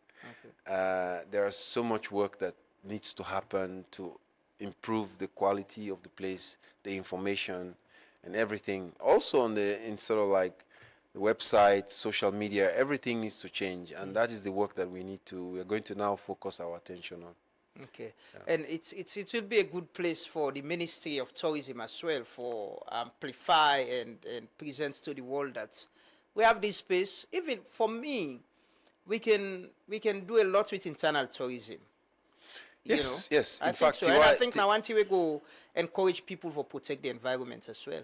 Tiwai participated in the in this promoting domestic tourism last year. I think it was promoting domestic tourism. We had a whole bunch of students come and spend the entire day there and walk around and experience the place, and had some good feedback. I think that that is really where I think we've struggled a little bit, because when I say we, I mean people who manage tourism destinations, because the average saloon person no gets this extra cash for go work on the inside and day. So the tourism industry, especially ecotourism industry, is the ones with the far place. They still rely heavily on the expatriates who are based in Sierra Leone and people where they come from outside. So maybe one of the ways where we can promote domestic tourism now for transport is the most significant accessibility for. So I think that we're going to start engaging with the Ministry of Tourism for see how they mobilize. Maybe once a month you organize for reduced rate for Sierra Leoneans, transport included, go spend the weekend. But one of the other things where I feel they will not ever tap it now for organized cultural events. If you want to learn for play djembe, you want to learn for dance tradition, you can organize clinics or workshops for 1 week. People go pay, and then I think that promoting the culture, the tradition in a protected area like Tiwai Island and Gola Forest would be one of the ways to go, and we need to explore that a lot more. Okay. Quickly, I just want to listen to this, the final part of the conversation for do with within a climate change. I just want to listen to these voices where my colleagues and use yesterday. The question about climate change.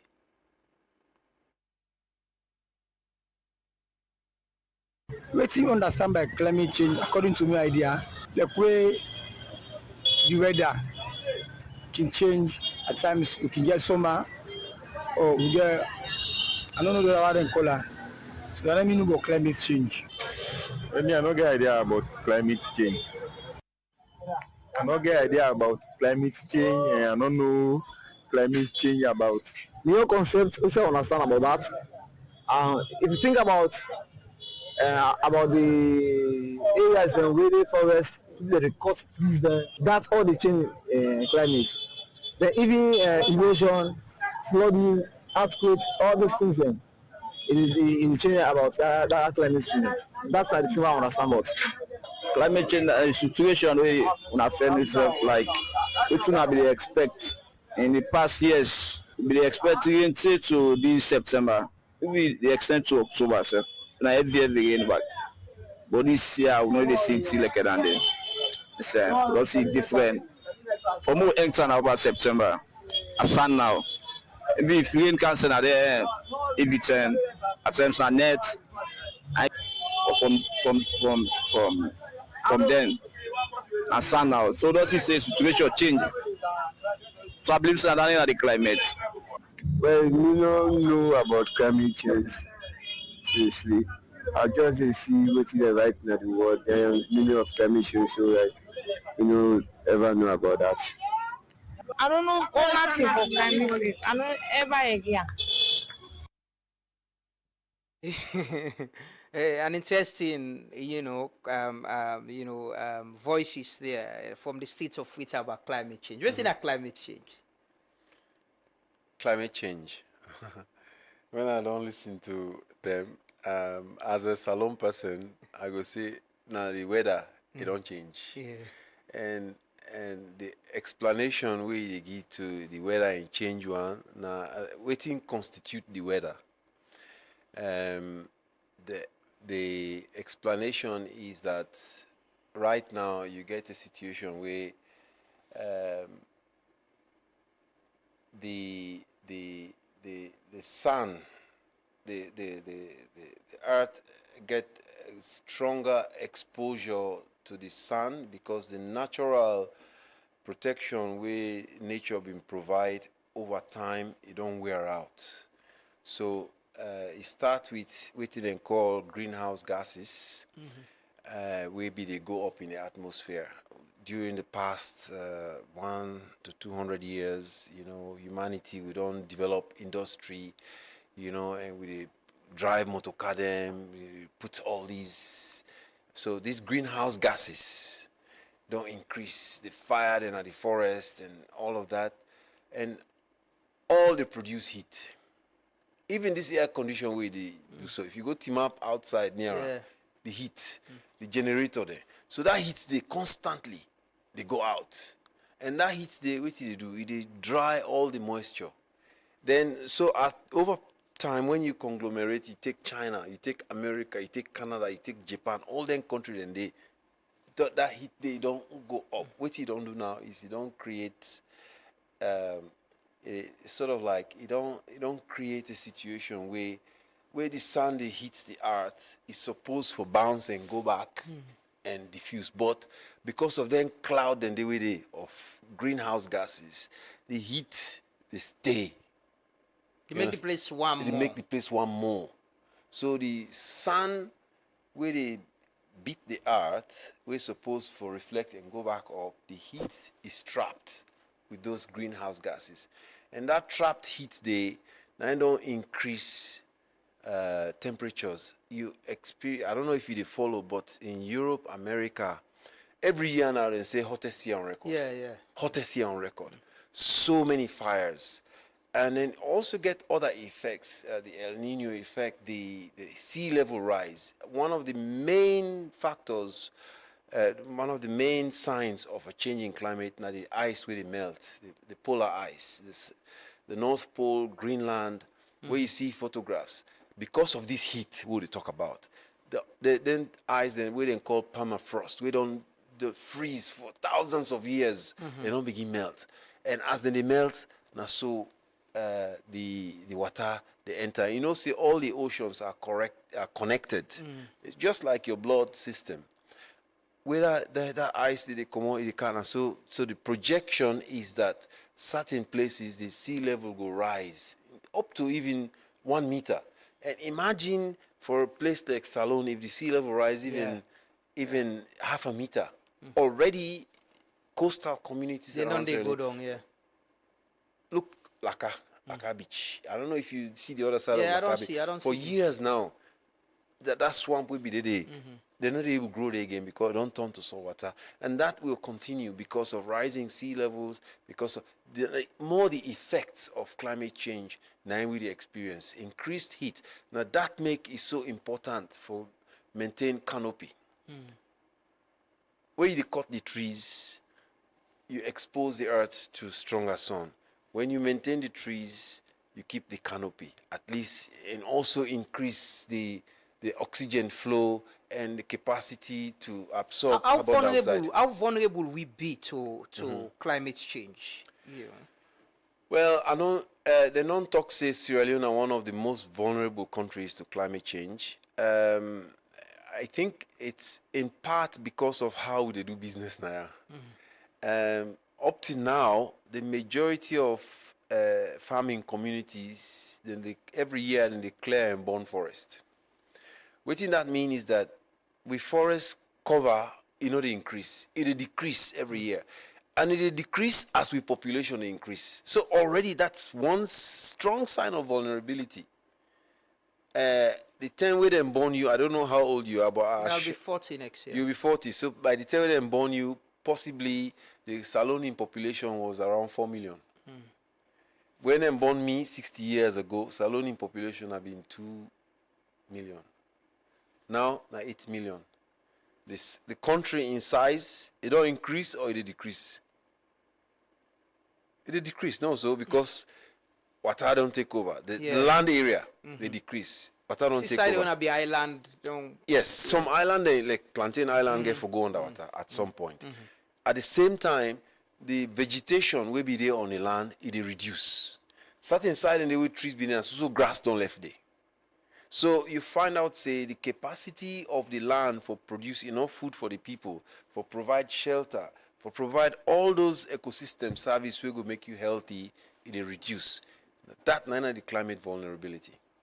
What in we for do for address this as a country, as a people, waiting for be we own responsibility as well as individuals, you know, for prepare ourselves for waiting go come by.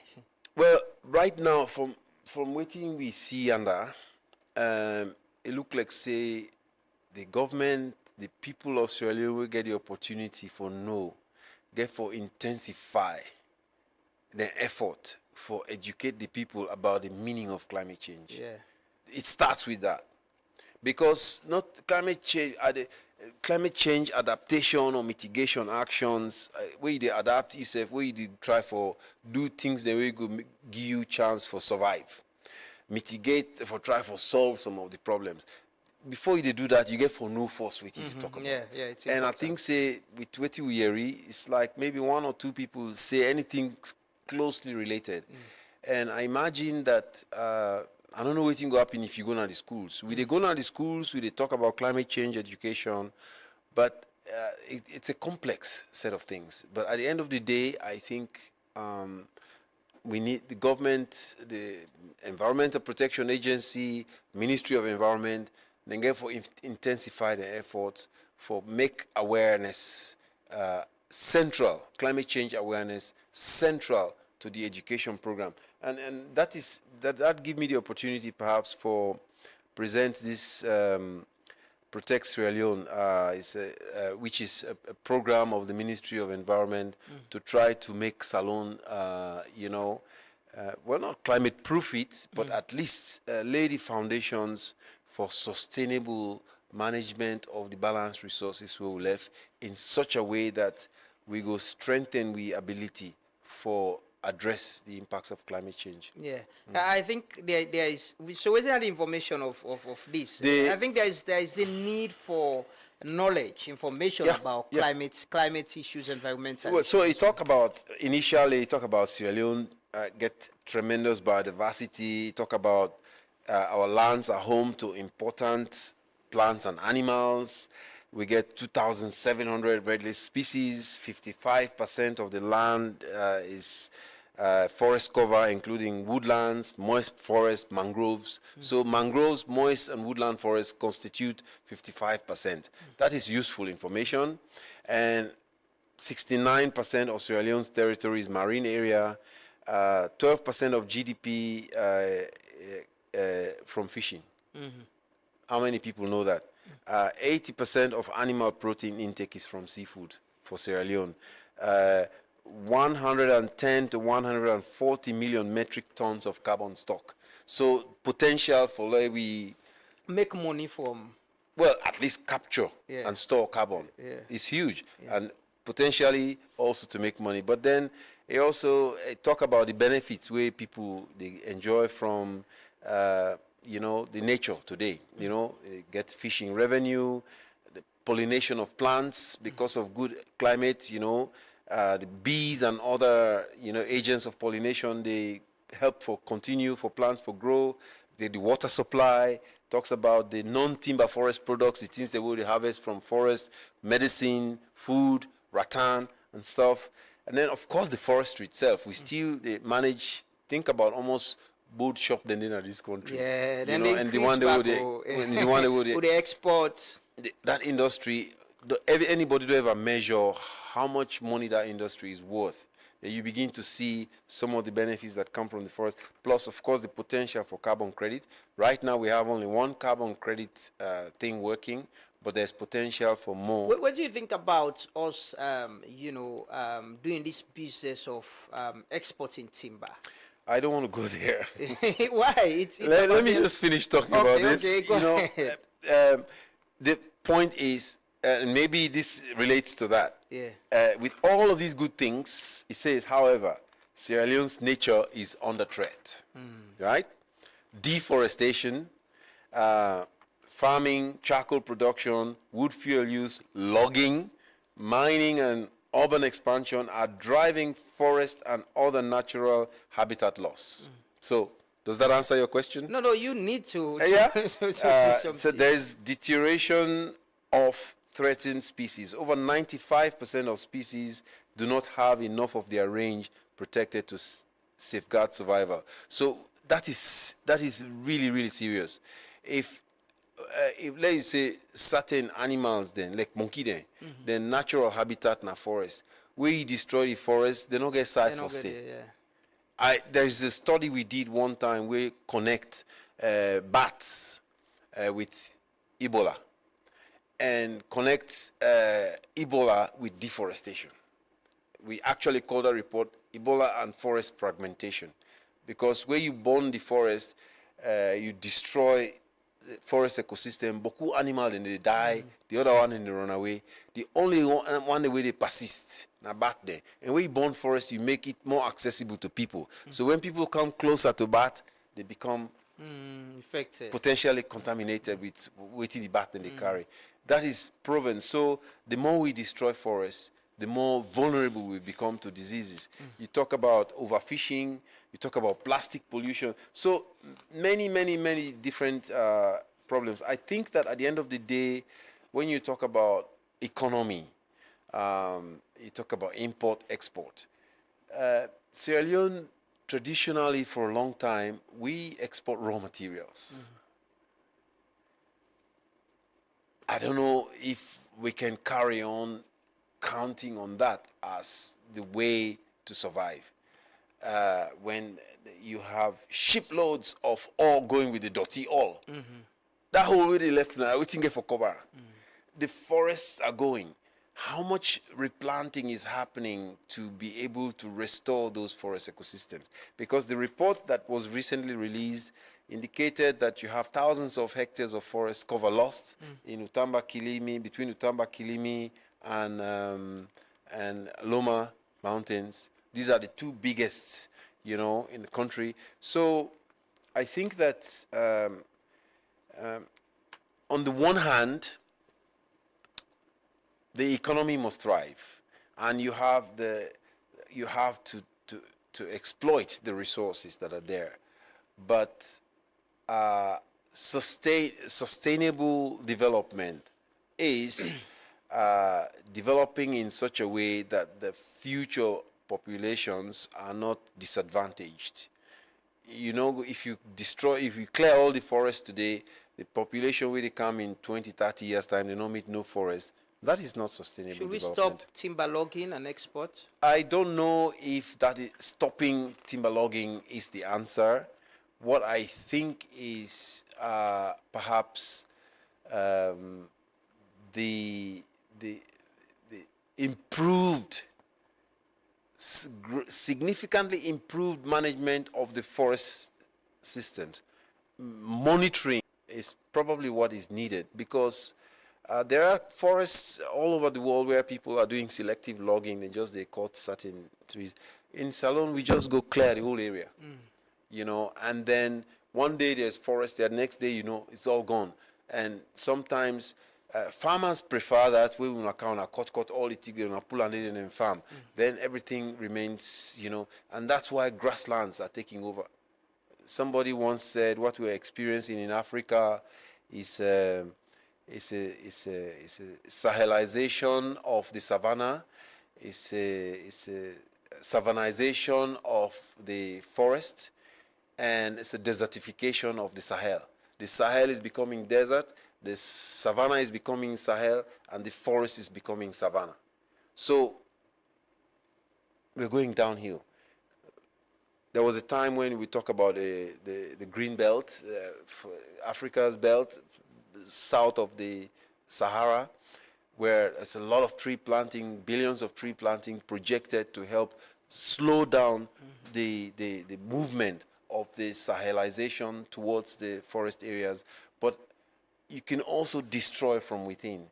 If the net destruction of forest is increasing from within the country through logging, through the farming practices, through population expansion that is happening around Freetown, then no amount of protecting this is going to help you here, because you are eating up from within. And I think that is what we need to think about seriously. We also need to think about our construction methods.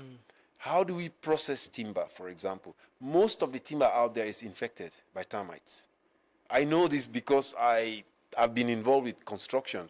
Beaucoup timber that you get for change, because it's all the conditions in which those timbers are kept means that they are contaminated from by the time you buy them, and that is more than 50% of the wood. So people buying this wood, they are going to need to buy more, because within a week or within a few months or a few years, they need to replace this. Then you are exporting more. But how much replacement planting is happening, and how quickly are those trees growing to replace those ones that are being lost? Is the timber business a threat to the environment? Badly managed timber business, yes, it's a threat. Okay. And how do you think we can address that? There is some examples already of, there is a number of companies in Sierra Leone already that I think, for example, Maro, they're growing trees for sale. There is another company, I believe, recently started operating maybe in the last year or two, a rainforest builder. What they do is that they work with community to grow the indigenous trees on degraded land, farmland, and then those trees grow into forests, and then they sell the carbon credits, and then share the resources, make their profit, give some back to the community, back to the government. That's in a sort of like early stages, but that sounds like a really good idea to me. I think what we should work towards is a point where we grow the trees that we need and we leave the standing forest alone, occasionally doing selective extraction. Finally, there is this commitment from government some time ago for plant trees, across the country, and you also get a project of planting trees. How is that going with all the challenges na the peninsula and deforestation? I cannot say a lot about the government tree planting scheme because I was not involved with it. I cannot observe it from outside. And from what I know, that there is some measure of success. There's some challenges here and there. As with all big tree planting projects, especially if it involves contractors going to do the planting. What I can speak to is our own efforts on the Western Area Peninsula, which has been very challenging. Last year, we participated in the project to restore the Western Area Peninsula project, which involves sustainable restoration of the landscape, sustainable landscape restoration, which is intended to try to reforest at least for 2,000 hectares of degraded land around the Western area. And of course, as you know, last year is when the mass destruction of houses began, the mass demolition of houses. So we decided that because Comfort Bridge was the area where the majority of places were, that they call it Chinese compound, outside the quarry day. And so we thought it's a good idea to plant trees here because there is that will be a deterrent for further encroachment. How many trees? Initially, we planted 103,000. What we did not realize was that the people who had actually lost their houses had not given up hope, because they had some kind of document saying this is their land, even if those documents were, so they had their caretakers stay on site with instructions to not allow anybody to do anything there. So we come and stupidly start planting trees without making adequate arrangements for security patrols. So we plant trees, they go root them at night sometimes. Some of the people they hire for plant the tick there, they are also caretakers. You they pay them, then carry the tick, then go, then just go turn on. They're not being done properly. We didn't get. How do they don't affect the project? How many trees you don't plant now? Well, as I said, we planted 103,000 last year, and this year, in October, the planting finished around this time. In October, we did a head count. There were about 50, 60,000 that we counted. And the balance is like, where is it? Then another team went to do further counting in January, 17,000. But that was because the place been bushy, and you have to look for, and there was no maintenance work happening. Lately, we did some further maintenance work after the rainy season don't come. We planted more trees. So now we have about maybe 50, 60,000. Okay. Okay. So the point here is that what changed? Initially, there was no monitoring of the site, no patrols. So we just go plant the commodity, believing that this is safe. So the guys come and try to do their bosses' bidding. When we don't realize, say, that was the case, we now started to engage communities to patrol the area. That has changed. And the same people, the way they patrol, and then they help you for maintain the plantation, and then they help you for do the planting, and the survival rate is increasing. Yeah. So it costs, man, to fix nature. Yeah, I know. But what's in they keep you into this, that you still they do this with all the challenges? I love nature, man. Yeah, and that is. I love nature. I mean, that's it. I love nature. I love to see forest. I love to see clean blue seas. I love to look up the sky, the wonderful things about life. You are in the middle of the forest. You're looking at all these wonderful animals, these massive trees. You are imagining what is going on in that tree. If that tree could talk, what would it say to you? God's love, God's magic is so visible in nature that if you really love God, then you must love his creation. And one of the best manifestations of God's creation is through nature. So for me, working in nature is my own way of worshiping God. Well, thank you so much, Tommy Garnett. What I hope for this country? My hope for this country is that we don't wait until we lose everything before we start wondering what happened. We wake up to the reality that we must all join hand, as they say. We for all join hand, A, for fix the mess we don't create, and B, for protect the balance we don't leave.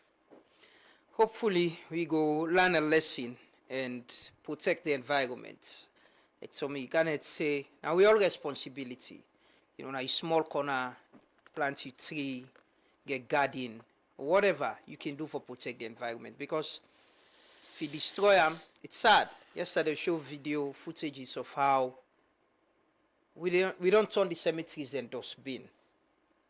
Now they would throw it now, whereas people them.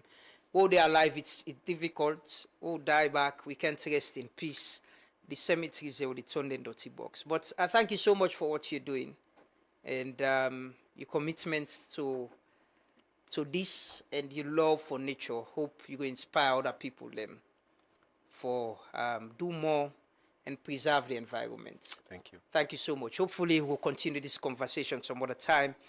That's what we try to do, bring people, share information about what they do, and share knowledge. I don't learn something about climate change as well.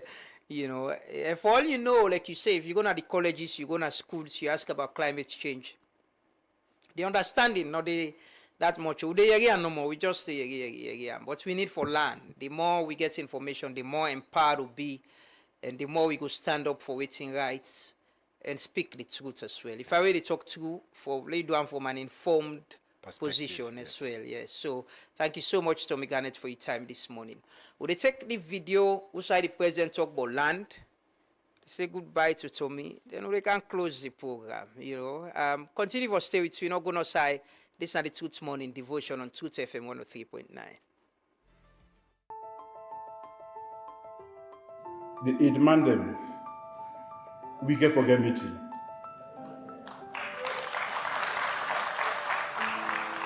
We don't get meeting before, but we get forget another meeting. The Ministry of Lands get for did it. Because when I just decided the land fiti fata, I'm going to have a meeting with the Ministry of Lands. Then it demand them, everybody with some parliamentarian, the way they sell land.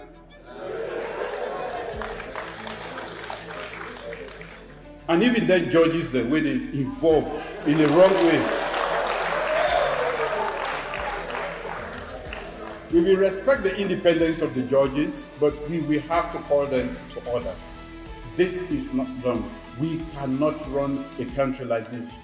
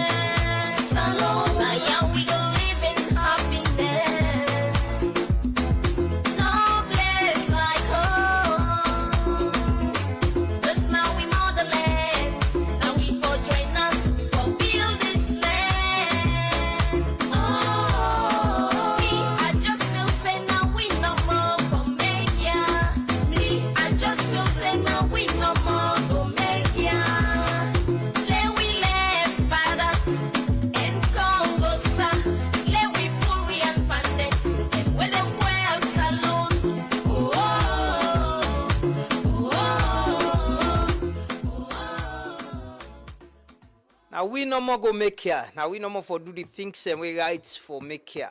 But if we sell land and fiti fata, they demand them, the members of parliament, some judges as the president say, they are now what plan me that video back. Let listen what's in the past. Lo yeah, now the parts are coming to me. The Eid Mandem, we get forget meeting.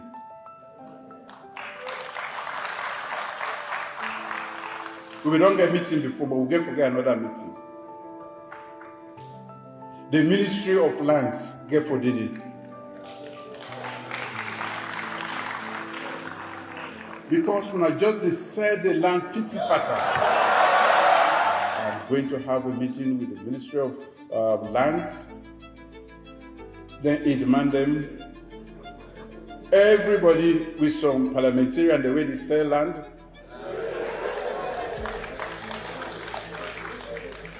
And even then judges the way they involve in the wrong way. We will respect the independence of the judges, but we will have to call them to order.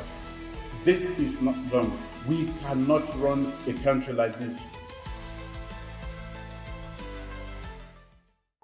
But we agree with you. We agree with you. We can't run a country like this. Can't be selling lands, fiti fata, fiti fata, fiti fata. The pass not to me. See, Ministry of Lands, sell land, fiti fata. It demand them. Members of Parliament, some judges. The pass go expect to independence, but to need for engage. Now need for engage and talk. We can't do this to ourselves. We can't. And then they sell school, one school compound, sell them to private person for bill, warehouse. After 1-2 years, I go say I want build factory, all common at this place. State land or not to private land. Government land, you sell them to private person for build factory or build warehouse. So I picking and they go land book. Like from Tommy Garnett. And they push. The other day, the minister they suggested let them pull the Western Area National Park out of here and care and go upline. In the give them land, let them go the park upline. They explain to you the level of how what we understand and how they do things as a people. But first say na NPA, then say they don't suspend the boss and the deputy. But they say they know they go no side. They know they go. Nobody no gets the power. Now you appoint them. The minister no get the power. The board no get the power. Now you appoint them. But that's it. And a lot of issues. We just bring to the attention of the president. We don't know if you don't get a meeting there or they bring to your attention, say, this is happening. There are a lot of issues with land, and the most recent one, and we don't do all over, and they all then sell Usai school there. 2, a secondary and a primary school, a mosque, and also a field Usai the Pekin and they use and the community they use. Our newspaper published this morning, say, I read the front page and say, between the front page, you say, Fawaz versus Faith, a call for presidential intervention. And give context to the whole issue, how the land come about and the situation, and they call for your intervention. But me don't add, they say, Fawaz versus Faith versus education versus community. You know? They call for your intervention into this matter. You're a champion of human capital development and free quality education. They are let not sell school under your watch, under your presidency. No no write that history there. See man and the sell being grown all. But they are let not sell the school. If man and see who sell being grown, who die, sign out there for let them bury we, he left to we. Also them picking in the land book, no not joke with Andy. Somebody say, I see a quote where somebody share with me, say for guide and guard schools them. Like bank, because education is very important, and I agree to that. Kasepa, we still pay attention to the issue in our Ministry of Works. Dr. Sandy makes serious allegation against the professional head, Engineer Bokari, where I think say needs to be investigated. And me surprised that both of them are not set aside until they investigate the allegations they are. For say, a professional head, they connive with procurement people for give contracts to the wrong people and all of that. That's serious allegation that needs to be investigated.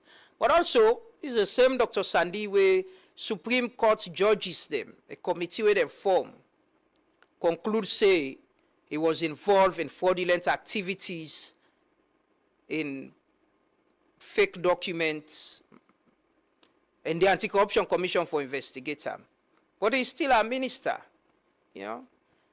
Dr. Sandy repeatedly don't refuse for comments on this or even react or let the public know it's in a own position.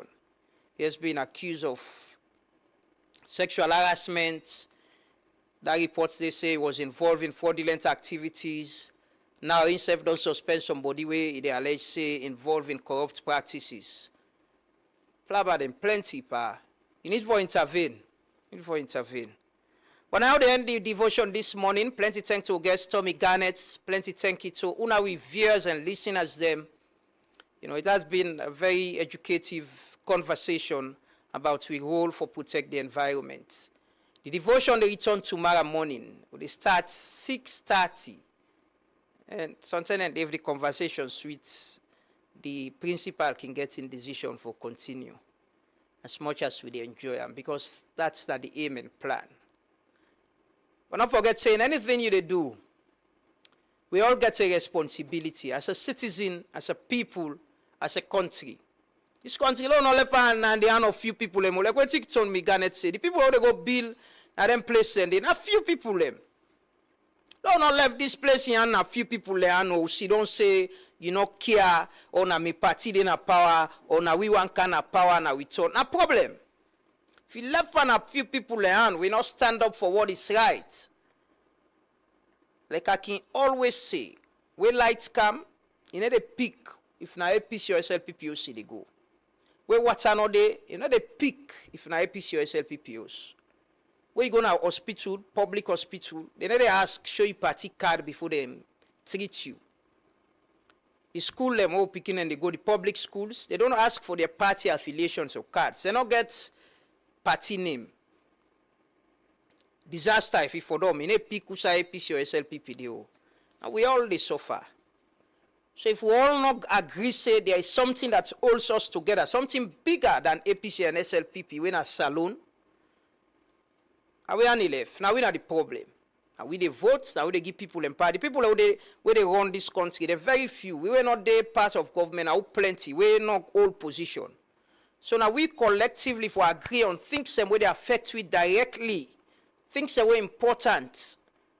Collectively, irrespective of differences and political affiliations, and TINAP say, no, this right, this not right. You don't mean say because you party not in a power, you're an enemy of the state. Anything where government they do in opposition, now oppose, you bad. No, you're not an enemy of the state. You're part of the country. You don't mean say you party in a power, then they do bad, for tell them. Because you tell them, it means say you don't like the party, or then go drab you. No.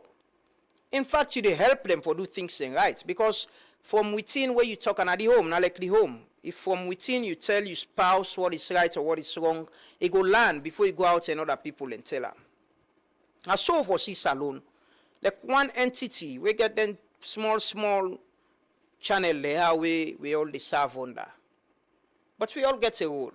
We're not for left this country in the hands of few people and think say we not care or we allow them that circle for no more 5, 10 years, 15 years or whatever, how long. Whether I come, they enjoy the national cake and move on. Man, they with the opposition, we be not get access to Mutuka, they fly anyhow, get free fuel, then they vex. Not to return. How for power no more than the member. Man, them back with they would enjoy, how for all them. And that don't overcrate. What you forget now, society, we are everybody they able to survive. Irrespective. I can tell people, and some of we don't care that in a power, you know what I mean? We get things they all they do, they're able to survive. Now that no one seen a Salone. The situation outside every other young person for understand, say irrespective of who is in power, are able to survive in this country. The conducive atmosphere there, for let we all survive as a people. Irrespective of who that in a power, who that in a president. And then day we want in this country. And the only thing that we go make, we not see politics as do or die. But this state they show where everybody past politics, past political appointment, no. It won't help us. Tomorrow hopefully President get for speak na the UN General Assembly. We get for broadcast that and possibly, if possible, we could talk to the presidential spokesperson or even the press secretary for get an insight, or the Minister of Information about the activities of the president in New York, na US. I understand they get civic engagements as well. It's important for the public know. And me still can ask, I don't know why when the president is traveling, we need to get list of how many people he's going with. I see Ghana do that here. But for me, there is nothing wrong. President Bio started doing it when he came to power. What's change? There is nothing wrong for low. No. Almost people the president they go with waiting at the role or waiting at the function. It helps the government even. For let people become suspicious and begin thinking anyhow. It's running a transparent and open government. It helps. But yeah, things happen and we go continue for ask, hopefully. Now then the devotion. Thanks for being with us this morning. Thanks for being part of it. The one that we can late, like I say, we're going to get a plan for people who they can late. We're going to agree on which will be the penalty. But we appreciate you so much for the support. Continue following us and, commenting, sharing. All we good people, we appreciate you so much. And all Sierra Leoneans, we believe, say, we for stand for what you believe in. What we're doing is creating a movement of Sierra Leoneans who for believe in themselves and believe say they get responsibility for this country in progress one. Not grieve for left and in the hands of few people, but all of us collectively. Any side you do, private sector, media, civil society, politics, government, we all get to aim for see this country better. So for the tell ourselves true, man to man, woman to woman, talk to ourselves, like how the pastor get for get meeting. with them people in our lands, the demand them, judiciary, parliament. Hopefully one day the park will tell you the outcome of that meeting day. But thanks for being with us. It has been a lovely, well, before I came in, the weather was nice. I don't know if it don't change. And hopefully we all will get a blessed and productive day as the week gets going. We return tomorrow at 6:30 a.m. Today we'll meet back. Always remember, say na the two na in the last. My name is Amadou Lamrana Ba, and I'm the leader of the Truth Morning Devotion. Have a lovely day and bye-bye.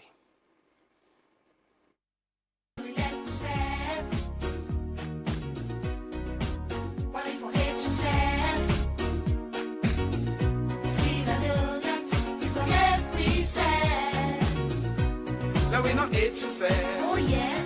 Jealous to say, that's right. Disrespect to say, oh yeah.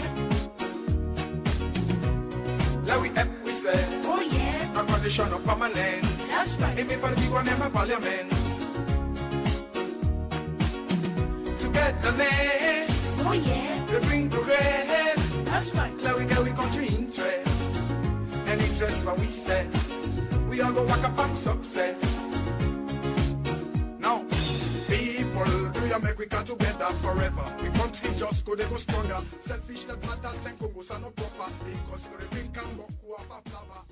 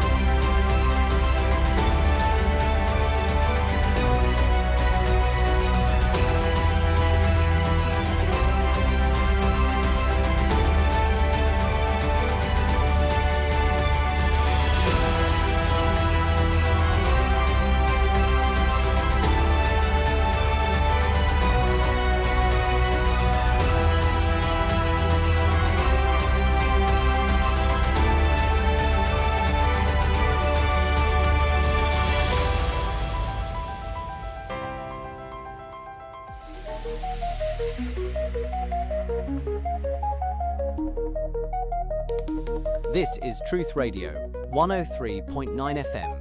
We empower the nation.